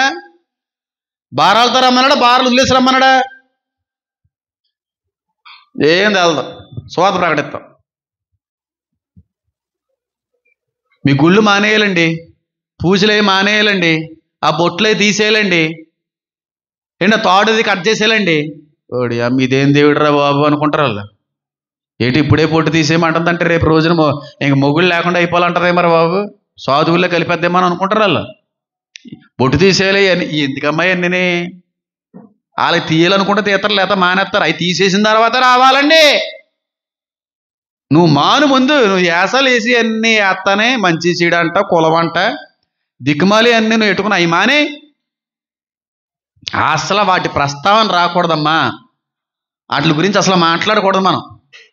గుళ్ళు మానేయండి, గోపురాలకు వెళ్ళడం మానేయండి, ఇంట్లో ఫోటోలు తీసేయండి, పూజలు మానేయండి, బొట్లు తీసేయాలండి, మంగళసూత్రం ఏంటో తెలుసా మీకు, అది వద్దండి. అవి వద్దు అమ్మా.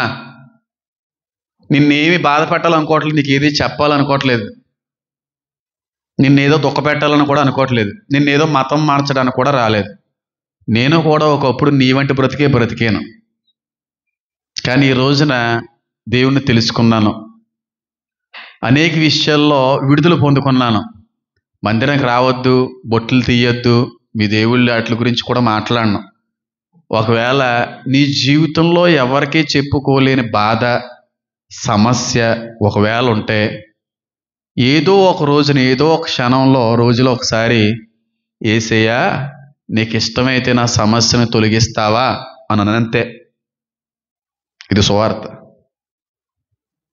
యేసయ్యా నీకు ఇష్టమైతే నాకు ఈ సమస్యలో విడుదల కావాలి, నీకు ఇష్టమైతే ఈ అప్పులు తీరాలి, నీకు ఇష్టమైతే స్వస్థత కావాలి, ఇది ఒక్కటే చేసుకో, చచ్చికేం రాకో, బాప్తిసం వద్దు, గుళ్ళు గోపురాలు ఏం మానేయమంటలేదు. రోజులో ఒక్క నిమిషం యేసయ్యా అని నోరు తెరిచి గుండె తెరిచి ఒక్కసారి జ్ఞాపకం చేసుకో అని చెప్పు, వదిలేసి వెళ్ళిపో. ఏర్పాట్లు ఉందనుకో, తర్వాత పని పరిశుద్ధాత్మ చేస్తాడు. విత్తనం మనం వేద్దాం, యూరియా ఆయన వేస్తాడు వచ్చి. సింపుల్. యూరియా వేసేద్దాం అనుకోకండి. స్టార్టింగే పురుగుల మందు కొట్టేద్దాం అనుకోకండి, విత్తనం చచ్చిపోద్ది. విత్తనం ముందు బ్రతకాలి, ఫలించాలి, ఎదగాలి. ఆటోమేటిక్గా పురుగుల మందు అదే కొడుతుంది వాక్యం.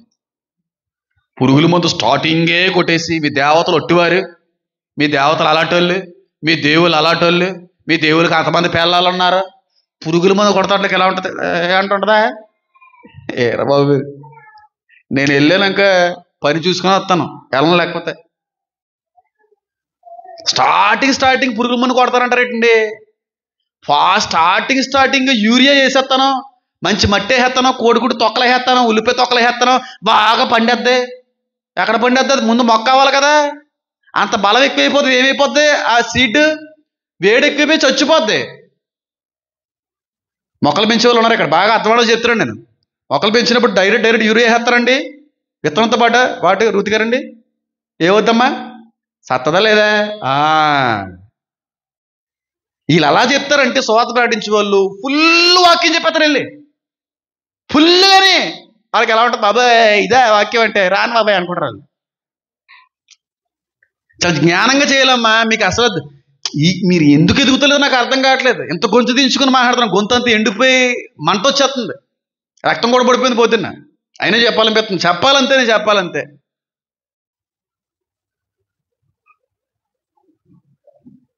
జ్ఞానంగా చెప్పండి సువార్తని. ఆదిలోనే పుష్కలమైన ఆహారం పెట్టేద్దాం అనుకుంటే పని అవదో, మొక్కే చచ్చిపోద్ది. ఆత్మ ఎలా బ్రతుకుతుంది? స్టార్టింగే విత్తనం వేసి పురుగులు ముందుగా రాకుండా కొట్టేద్దాం అనుకుంటే విత్తనం అలా అసలు మొలకే ఎత్తదో. టైం ఉంది, జస్ట్ విత్తనం వేయి చాలు. క్రీస్తును గూర్చిన మాట చెప్పు చాలు. యేసయ్య అనే మాట పలుకు ఒక వ్యక్తి జీవితాన్ని మారుతుంది. ఒకటే పలుకు, ఆ సింపుల్ పదం, ఒకటే పదం, శక్తి ఉంది ఆ పదంలో. సమస్య కాలంలో, కష్టకాలంలో, శ్రమకాలంలో ఒకవేళ వాళ్ళ ఏర్పాట్లో ఉంటే నువ్వు చెప్పిన మాట వాళ్ళు అంగీకరించి ఆకర్షించబడి ఆ మాట కానీ నోట పలికేరా వదలడు దేవుడు. పరిశుద్ధాత్మ వెంటనే ఆవరింతుంది. అక్కడి నుంచి పరిశుద్ధాత్మ చేసుకుని పనిచేస్తుంది. విత్తనాలు జల్లి రండి, మొక్కలు ఎదిగిపోవాలంటే అవ్వదు. పురుగుల మందు కొట్టేద్దామంటే బతకదు. యూరియాలు వేయకండి, వేసే రోజు వస్తుంది. వాళ్ళంతటా వాళ్ళు తెలుసుకుని వాటన్నిటిని విడిచిపెడతారు. సత్యాన్ని తెలుసుకున్నప్పుడు చీకటి గతించిపోద్ది, వెలుగొచ్చినప్పుడు చీకటి ఆరిపోద్ది. మీరు స్టార్టింగ్ వెలుగు నింపేద్దామని అనుకోకండి, చీకటి తీసేద్దామని అనుకో. బల్బు ఆయన వేస్తాడు. ఇప్పుడు మొత్తం కరెంటు పోయింది, చీకటి అయిపోయింది, జస్ట్ స్విచ్ నొక్కో, బల్బు వెలిగింది, చీకటి ఉంటుందా అక్కడ, పారిపోద్దా?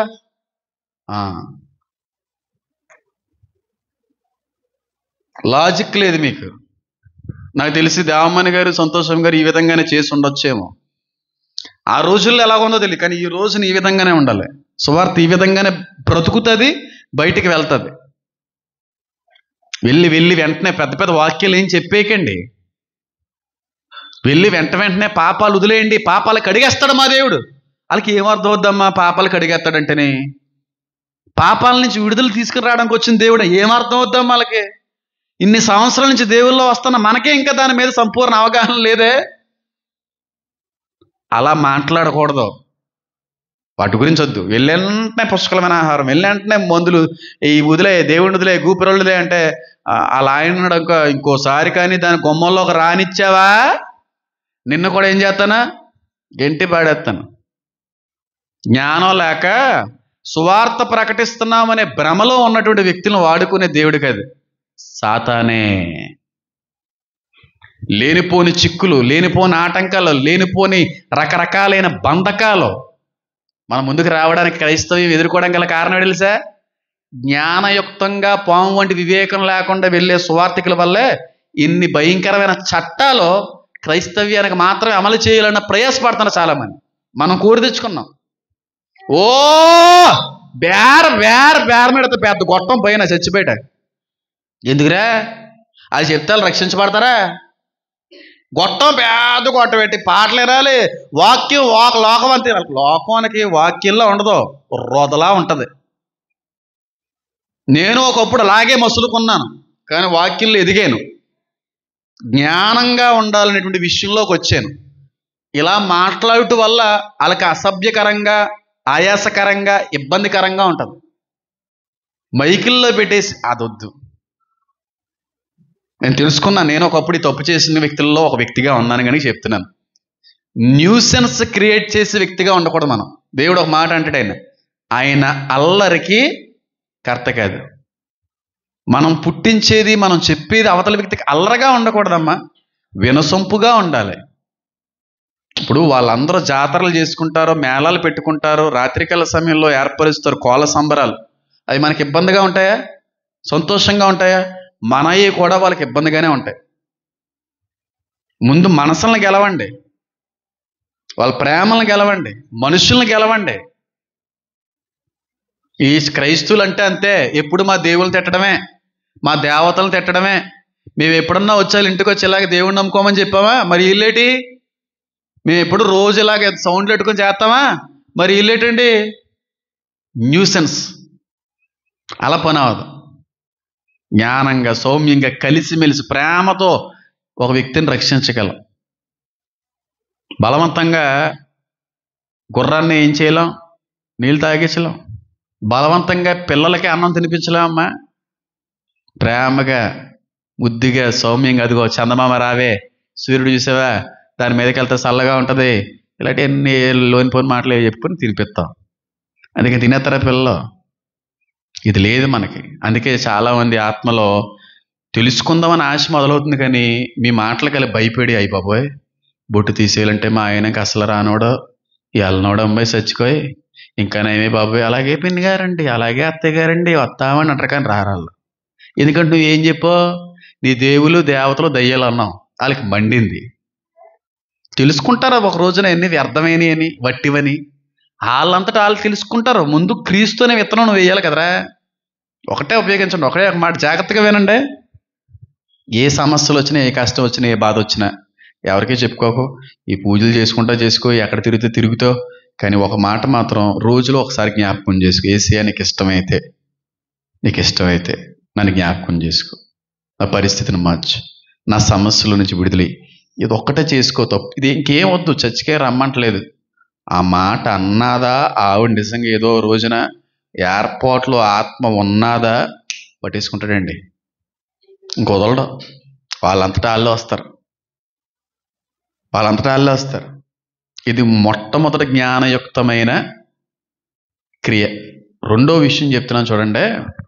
సౌండ్లు పెట్టేసి మైకులు పెడుతుంటే ప్రభుత్వాలకి, అన్యులకి అది వ్యతిరేకంగా, అసభ్యకరంగా ఉంటుంది. అవునా కదా? సౌండ్లు అంత పెట్టినప్పుడు అది నేను అలాగే పెట్టేవాని లేదా వాళ్ళు అంటే ఏంటి, మన ఇల్లు మనం పెట్టుకుంటున్నాం అన్నట్టుగా. అది కరెక్ట్ కాదు. సౌండ్ పెట్టండి. ఎప్పుడు తెలుసా? మీ ఇంట్లో టీవీలో వాక్యం పెట్టుకోండి. మీ ఇంట్లో దేవుని పాటలు ఆన్ చేసుకుని పెట్టుకోండి. అలాగని చెప్పి మరీ విపరీతంగా కాదు. వారికి వినబడితే చాలన్నంత నెమ్మదైన స్వరాన్ని పెట్టండి. ఇక్కడ కాదు మైకు, ఇక్కడ కాదు వాయిస్ బయటికి వెళ్ళాల్సింది. మీ ఇళ్లల్లో మీరు పని పాటలు చేసుకుంటున్న సమయాల్లో ఒక మంచి సందేశాన్ని టీవీలో పెట్టి కొంత సౌండ్ బయటకు వినబడేలా పెట్టుకుని ఉంచేయండి. వాక్యం వెళ్తుంది, వాళ్ళకి వినాలనిపిస్తుంది. మీకు తెలుసో తెలీదో, మనం దేవుడి పాటలు పెట్టుకుంటాం ఇంట్లో, మనం మాత్రమే వింటున్నామనే ఉద్దేశంతో పెట్టుకుంటామా? చాలా మందికి ఆ పాటలు నచ్చి వింటుంటారు. చాలాసార్లు చెప్పాను ఈ మాట, నేను చాలాసార్లు చెప్పాను. అంటే ఆకర్షించబడుతున్నారు ఆ పాటకి. టీవీలో పెట్టుకోండి, ఫోన్స్లో పెట్టుకోండి. మంచి వాక్యాన్ని, కదిలించే వాక్యాన్ని, ధైర్యపరిచే వాక్యాన్ని, ఆదరించేటువంటి వాక్యాన్ని, బలపరిచే వాక్యాలు ఉంటాయి కదా, ఆ వాక్యాలు సౌండ్ పెట్టుకొని పక్కన పెట్టేయండి. అది వెళ్తాయి. వాళ్ళు పని చేసుకుంటున్నారని మనం అనుకుంటాం, మాటలు వింటుంటారు కొంతమంది. పాటలు పెట్టండి, మంచి జిలిజిలి పాటలు కాదు, అలాంటి రప్పులు డ్రింపులు ఇలాంటివి కాదు, అలాంటి పాటలు కాదు. హృదయాల్ని కదిలించే పాటలు, అర్థవంతమైనటువంటి లిరిక్స్ ఉన్నటువంటి పాటలు, మంచి పాటలు, వింటే మళ్ళీ వినాలనిపించేటువంటి పాటలు, వింటుంటే తెలియకుండా కన్నీళ్ళు తెప్పించే పాటలు ఉన్నాయా లేదా? ఆ పాటలు పెట్టండి. ఆ పాటలు పెట్టుకుని మీరు వినండి, వాళ్ళు వింటారు, వాళ్ళు ఏడుస్తారు. ప్రసన్న గారు నాన్నగారు అలాగే మారారే. పాటలే కదా, ఒక పాటేనా? అవి పెట్టుకోం. టీవీలో సీరియల్ పెట్టుకుంటే వాళ్ళు ఎప్పుడు మారతారమ్మా? వాళ్ళు ఎప్పుడు మాడతారు? నాకు 2 days క్రితం నూతన మాట అంది. ఏదో క్విజ్లో ఎప్పుడో బ్లూటూత్ స్పీకర్ వస్తే ఇచ్చాను. అంటే అందరికీ వాచ్ ఇచ్చాను. వాచ్ వద్దండి, నాకు స్పీకరే కావాలన్నారు. అంటే ఎందుకంటే దేవుడి పాటలు పెట్టుకోవడానికి అన్నారు. దేవుడి పాటలు పెట్టుకొని పని చేసుకుంటూ ఉంటారంట. వీళ్ళు వానరమ్మ గారు ఒక పాట పెట్టు అంటుంటారంట. ఆ పాట పెట్టు అని వెనకాల చుట్టుపక్కల వాళ్ళందరికీ ఆ పాట మారుస్తుంది మనిషిని. అది సువార్త. మంచి పని చేస్తున్నాం. డిస్టర్బెన్స్ మాత్రం చేయదు. సెలవుల్లో ఏం పెట్టుకుంటున్నామండి? దేవుడి పాటలు పెట్టుకుని బయటకు వినిపిస్తున్నావా? టీవీలో దేవుడి వాక్యం వినగలుగుతున్నావా? ఒక సమయానికి పెట్టండి. పొద్దున్న పెట్టారు కనుక వాళ్ళకి గంటలు వచ్చేది. అప్పుడే బట్టలు ఉతుక్కోవడం, చేపలు చేసుకోవడం కాబట్టి అభే ముందు అంటారు. అది అలాంటి కాదు. మధ్యాహ్నం భోజనం అయి చేసి ప్రశాంతంగా ఉన్నప్పుడు ఖాళీగా కూర్చుంటారు కదా, పని పాటు లేకుండా, అప్పుడు వినపడతాయి బాగాని. అంటే పొద్దున్నప్పుడు రాత్రి పడుకున్నప్పుడు ఎడితే ఇది ఎక్కడ కోలరా బాబు అనుకుంటారు. జ్ఞానంగా చేయండి. రెండోదిగా, మొదటిగానేమో యేసయ్య అనేటువంటి ఆ దేవుణ్ణి జ్ఞాపకం చేసుకుని ఒక చిన్న సమయాన్ని ఎత్తుక్కో అని చెప్పండి. అంతకు మించి వాక్యం బోధించేసి ఇల్లు పెద్ద పాస్టర్లు అయిపోతారు. పాస్టర్ గారి కంటే ఎక్కువ వాక్యం చెప్పేస్తుంటారు. ఇల్లు అక్కడ పాస్టర్ గారి కంటే ఎక్కువ వాక్యం. బుర్ర పిచ్చికిపోద్దలకే, మీకే ఇబ్బందిగా ఉంటుంది. అలాంటి ఏ వద్దండి.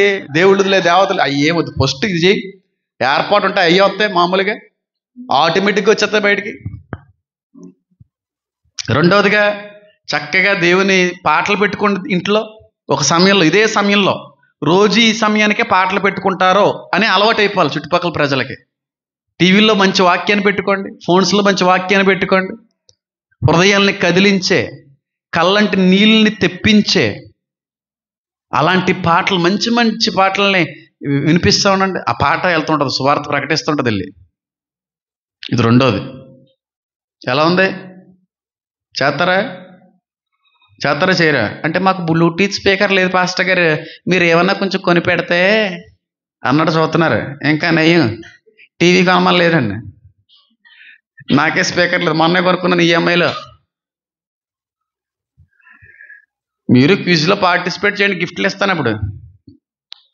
మా అబ్బాయి ఇంకా నయమే, మాకు బైబిలే రాదు, ఆది కాండమే రాదు, మాకు ఇంకేం క్విజ్ అన్నట్టు చూస్తున్నారు. అలా చెయ్యాలమ్మా. ఈ రోజుల్లో అలాగే వెళ్తేనే ఏదైనా దేవుడు కార్యం చేయగలడు. మూడవదిగా వాళ్ళు తెలుసుకుంటారు కదా, అంగీకరిస్తారు కదా, నువ్వు చెప్తుంటే వినాలనిపించాలనే ఆలోచన, ఆశ పుడుతుంది కదా. ఆ పుడుతున్నప్పుడు, కొంచెం బలపడినప్పుడు ఇంకొక మరో మంచి మాటలు చెప్పు. ఇదిగో, ఈ దేవుడే నిజమైన దేవుడని, ఈ దేవుడే గొప్ప దేవుడని నేను ఎందుకు చెప్తున్నాను తెలుసా అని చెప్పి ఒక మాట, చిన్నది లాజికల్ మాట. ఈ దేవుడు నిజం కాకపోతే ప్రపంచంలో ఇన్ని కోట్ల మంది దేవుణ్ణి ఎందుకు నమ్ముకున్నారు? ఈ దేవుడు నిజమైన దేవుడు కాకపోతే 800 కోట్ల మంది జనాభాలో ఇప్పటికి 400 కోట్లకు పైగా ఈ దేవుణ్ణి ఎందుకు స్వీకరించారు? ఈ దేవుణ్ణి ఎందుకు నమ్ముకున్నారు? ఒకసారి ఆలోచించు. చిన్న మాట, నిజమే కదా అనిపిస్తుంది. రెండు మాట తెలుసా? ఈ బైబిల్ నిజమైందని, ఈ దేవుడు నిజమైన వాడని నమ్మడానికి ఒక పెద్ద ఆధారం చెప్పనా? ఈ బైబిల్లో చెప్పినవన్నీ జరుగుతున్నాయి. ఈ బైబిల్లో రాసిన మాటలన్నీ జరుగుతున్నాయి. ఈ బైబిల్లో ఏవైతే జరుగుతాయి అని దేవుడు ముందుగా తెలియపరిచాడో అవన్నీ నెరవేరుతున్నాయి. కావాలితే నువ్వే చూసుకో, సరిపోదా? ఆధారం, సాక్ష్యం, వాక్యం. మూడోది, ఒకే ఒక మాట, సింపుల్గా మాట్లాడాల్సిన మాట తెలుసా? నువ్వు, నేను, మనం అందరం ఒకానొక సమయంలో ఇలాంటి ఆచారం నుంచి బయటకు వచ్చిన వాళ్ళమే. ఏ దేవుళ్ళైనా, ఏ మతాల్లో అయినా స్వర్గం ఉంది చెప్పండి, నరకం ఉంది. ఏ మత గ్రంథంలో అయినా సరే, ప్రతి మతంలో ఉన్నటువంటి విశ్వాసం, బలమైనటువంటి నమ్మకం ఏంటంటే స్వర్గము, నరకము అనేవి రెండు ఉన్నాయి. ప్రతి మత గ్రంథాలు బోధించేటువంటివే. కానీ యేసుక్రీస్తు ప్రభువారి దగ్గర మాత్రమే నరకానికి సంబంధించిన తాళపు చెవులు కూడా ఉన్నాయి. నరకం మీద అధికారం కలిగి ఉన్నవాడిని నేనే అన్నాడు ఆయన.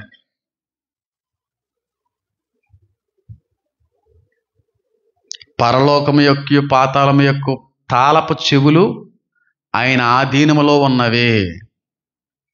ఎవరన్నారు ఈ మాట? నరకాన్ని గెలిచినోడు అన్నాడు. నరకంలో ఉన్న తాళాల్ని బయటికి తెచ్చుకున్నవాడు అన్నాడు. నరకంలో ఒకరిని వెయ్యాలన్నా, ఆ నరకంలో నుండి ఒక వ్యక్తిని తప్పించాలన్నా ఈయనకి మాత్రమే సాధ్యం. ఎందుకంటే ఆ తాళాలు ఈయన దగ్గర ఉన్నాయి, ఇంకెవరి దగ్గర లేవు. ఒకవేళ నువ్వు నరకం, స్వర్గం ఉందని నమ్ముతేనే, నమ్మకపోతుందిలే, ఎక్కడుంది? ఇంకా బైబిల్లో చూపించు, ప్రకటన గ్రంథం తీసి.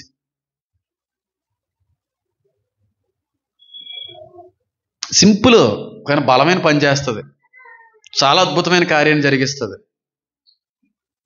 స్వర్గానికి అన్ని దేవుళ్ళు నడిపించేసే వాళ్ళే, కానీ నరకానికి పంపించే దేవుడు ఒకడే. అందరు దేవుళ్ళు, అన్ని మతాల్లో స్వర్గానికి, మోక్షానికి పంపించే వాళ్ళే, కానీ దేవుడు నరకానికి సైతం పంపించగలడు. ఏ నిజమైన దేవుడు? ఆలోచించు నువ్వే. సింపుల్ పని అవదా? అంతేగాని ఇక్కడ పాస్టర్ గారు వాక్యం చెప్తే వెళ్ళి మొత్తం 2 గంటల వాక్యం చెప్తారు. అక్కడ వాళ్ళ బుర్ర ఫిలమెంట్లో రాలిపోవు. చాలా జాగ్రత్తగా ఉండాలి వాక్యం చెప్పే సువార్త ప్రకటించే విషయంలో. అందుకే కొందరిని మాత్రమే దేవుడు సువార్థికులుగా నియమించుకున్నాడు. నేను ఒక సువార్థికుని గర్వంగా చెప్పగలను. ఆ జ్ఞానము, ఆ వరము, ఆ శక్తి దేవుడు పుష్కలంగా ఇచ్చాడు. ఎవరి దగ్గరికి వెళ్ళి మాట్లాడితే పని అవ్వాలి. అంతే సింపుల్గా ఏ మాట్లాడు, సింపుల్ 2 నిమిషాలు మాట్లాడతాను అంతే. ఏడుస్తారు, ఎవడనే ఏడుతాడు, కదిలేస్తాయి మాటలు. ఆ విధంగా ఉండాలి తప్ప ఈ రోజులు చాలా జాగ్రత్తగా చేయాలమ్మా. పాము వంటి వివేకంతో మనం పరిచయం చేయకపోతే చాలా ప్రతికూలతల్లోనే మళ్ళీ మనం వెనకటి తరం కూడా వెళ్ళవలసి వస్తుందేమో. మంచిదే ప్రతికూలతలో, సమస్యలు, శోధనలో, కానీ జ్ఞానంగా ప్రదర్శించడం, జ్ఞానాన్ని కలిగి ఉండటం, జ్ఞానంగా దేవుని యొక్క శుభవార్తని ప్రకటించడం అనేటువంటిది మాత్రం చాలా తప్పనిసరినే అంటాను. జాగ్రత్తగా డీల్ చేయండి, చాలా బాగుంటుంది. ఈ సందేశాన్ని వీలైతే ఇంక 2 సార్లు వినండి. రేపు యూట్యూబ్లోకి వచ్చిన తర్వాత బాగా అర్థమవుతుంది ఇంకా ఈ వాక్యం. ఆ విధంగా రాసేసుకోండి, నేనేం చెప్పాను రాసేసుకుని చక్కగా వాటిని ఫాలో కండి. దేవుడు అంత అద్భుతమైన ఆశ్చర్యకరమైనటువంటి కార్యాన్ని జరిగిస్తాడు చూద్దురుగానే. అంతేగాని వీటిని కూడా చేయకుండా మనకు అనిపించినట్టుగానే వెళ్ళిపోదాం అనుకుంటే దేవుడు అనుకున్నట్టుగా చేయలేకపోతాడు కొన్ని పనులు. ఎప్పుడు అవతల వ్యక్తుల యొక్క దేవతల్ని, దేవుల్ని విసర్జించకండి, విమర్శించకండి, తిట్టకండి. చాలా జ్ఞానంగా ఉండాలి. బాధేస్తుంది, మనల్ని తిడితే మనకి ఎంత బాధో, మన దేవుని తిడితే మనకి ఎంత బాధో, మన తల్లిదండ్రులు తిడితే, మన తండ్రి గారు తాగుబోతుడు అంటే మనకు ఎలా ఉంటుంది? డిస్టర్బెన్స్గా ఉండకూడదు, స్లోగా ఉండాలి, పౌరంలా ఉండాలి, సింపుల్గా ఉండాలి, లోకి హంబుల్గా ఉండాలి, నెమ్మదిగా ఉండాలి. కళ్ళు మూసుకోండి, ప్రార్థన చేసుకుందాం. నా దేవా, నా తండ్రి, నా ప్రభు,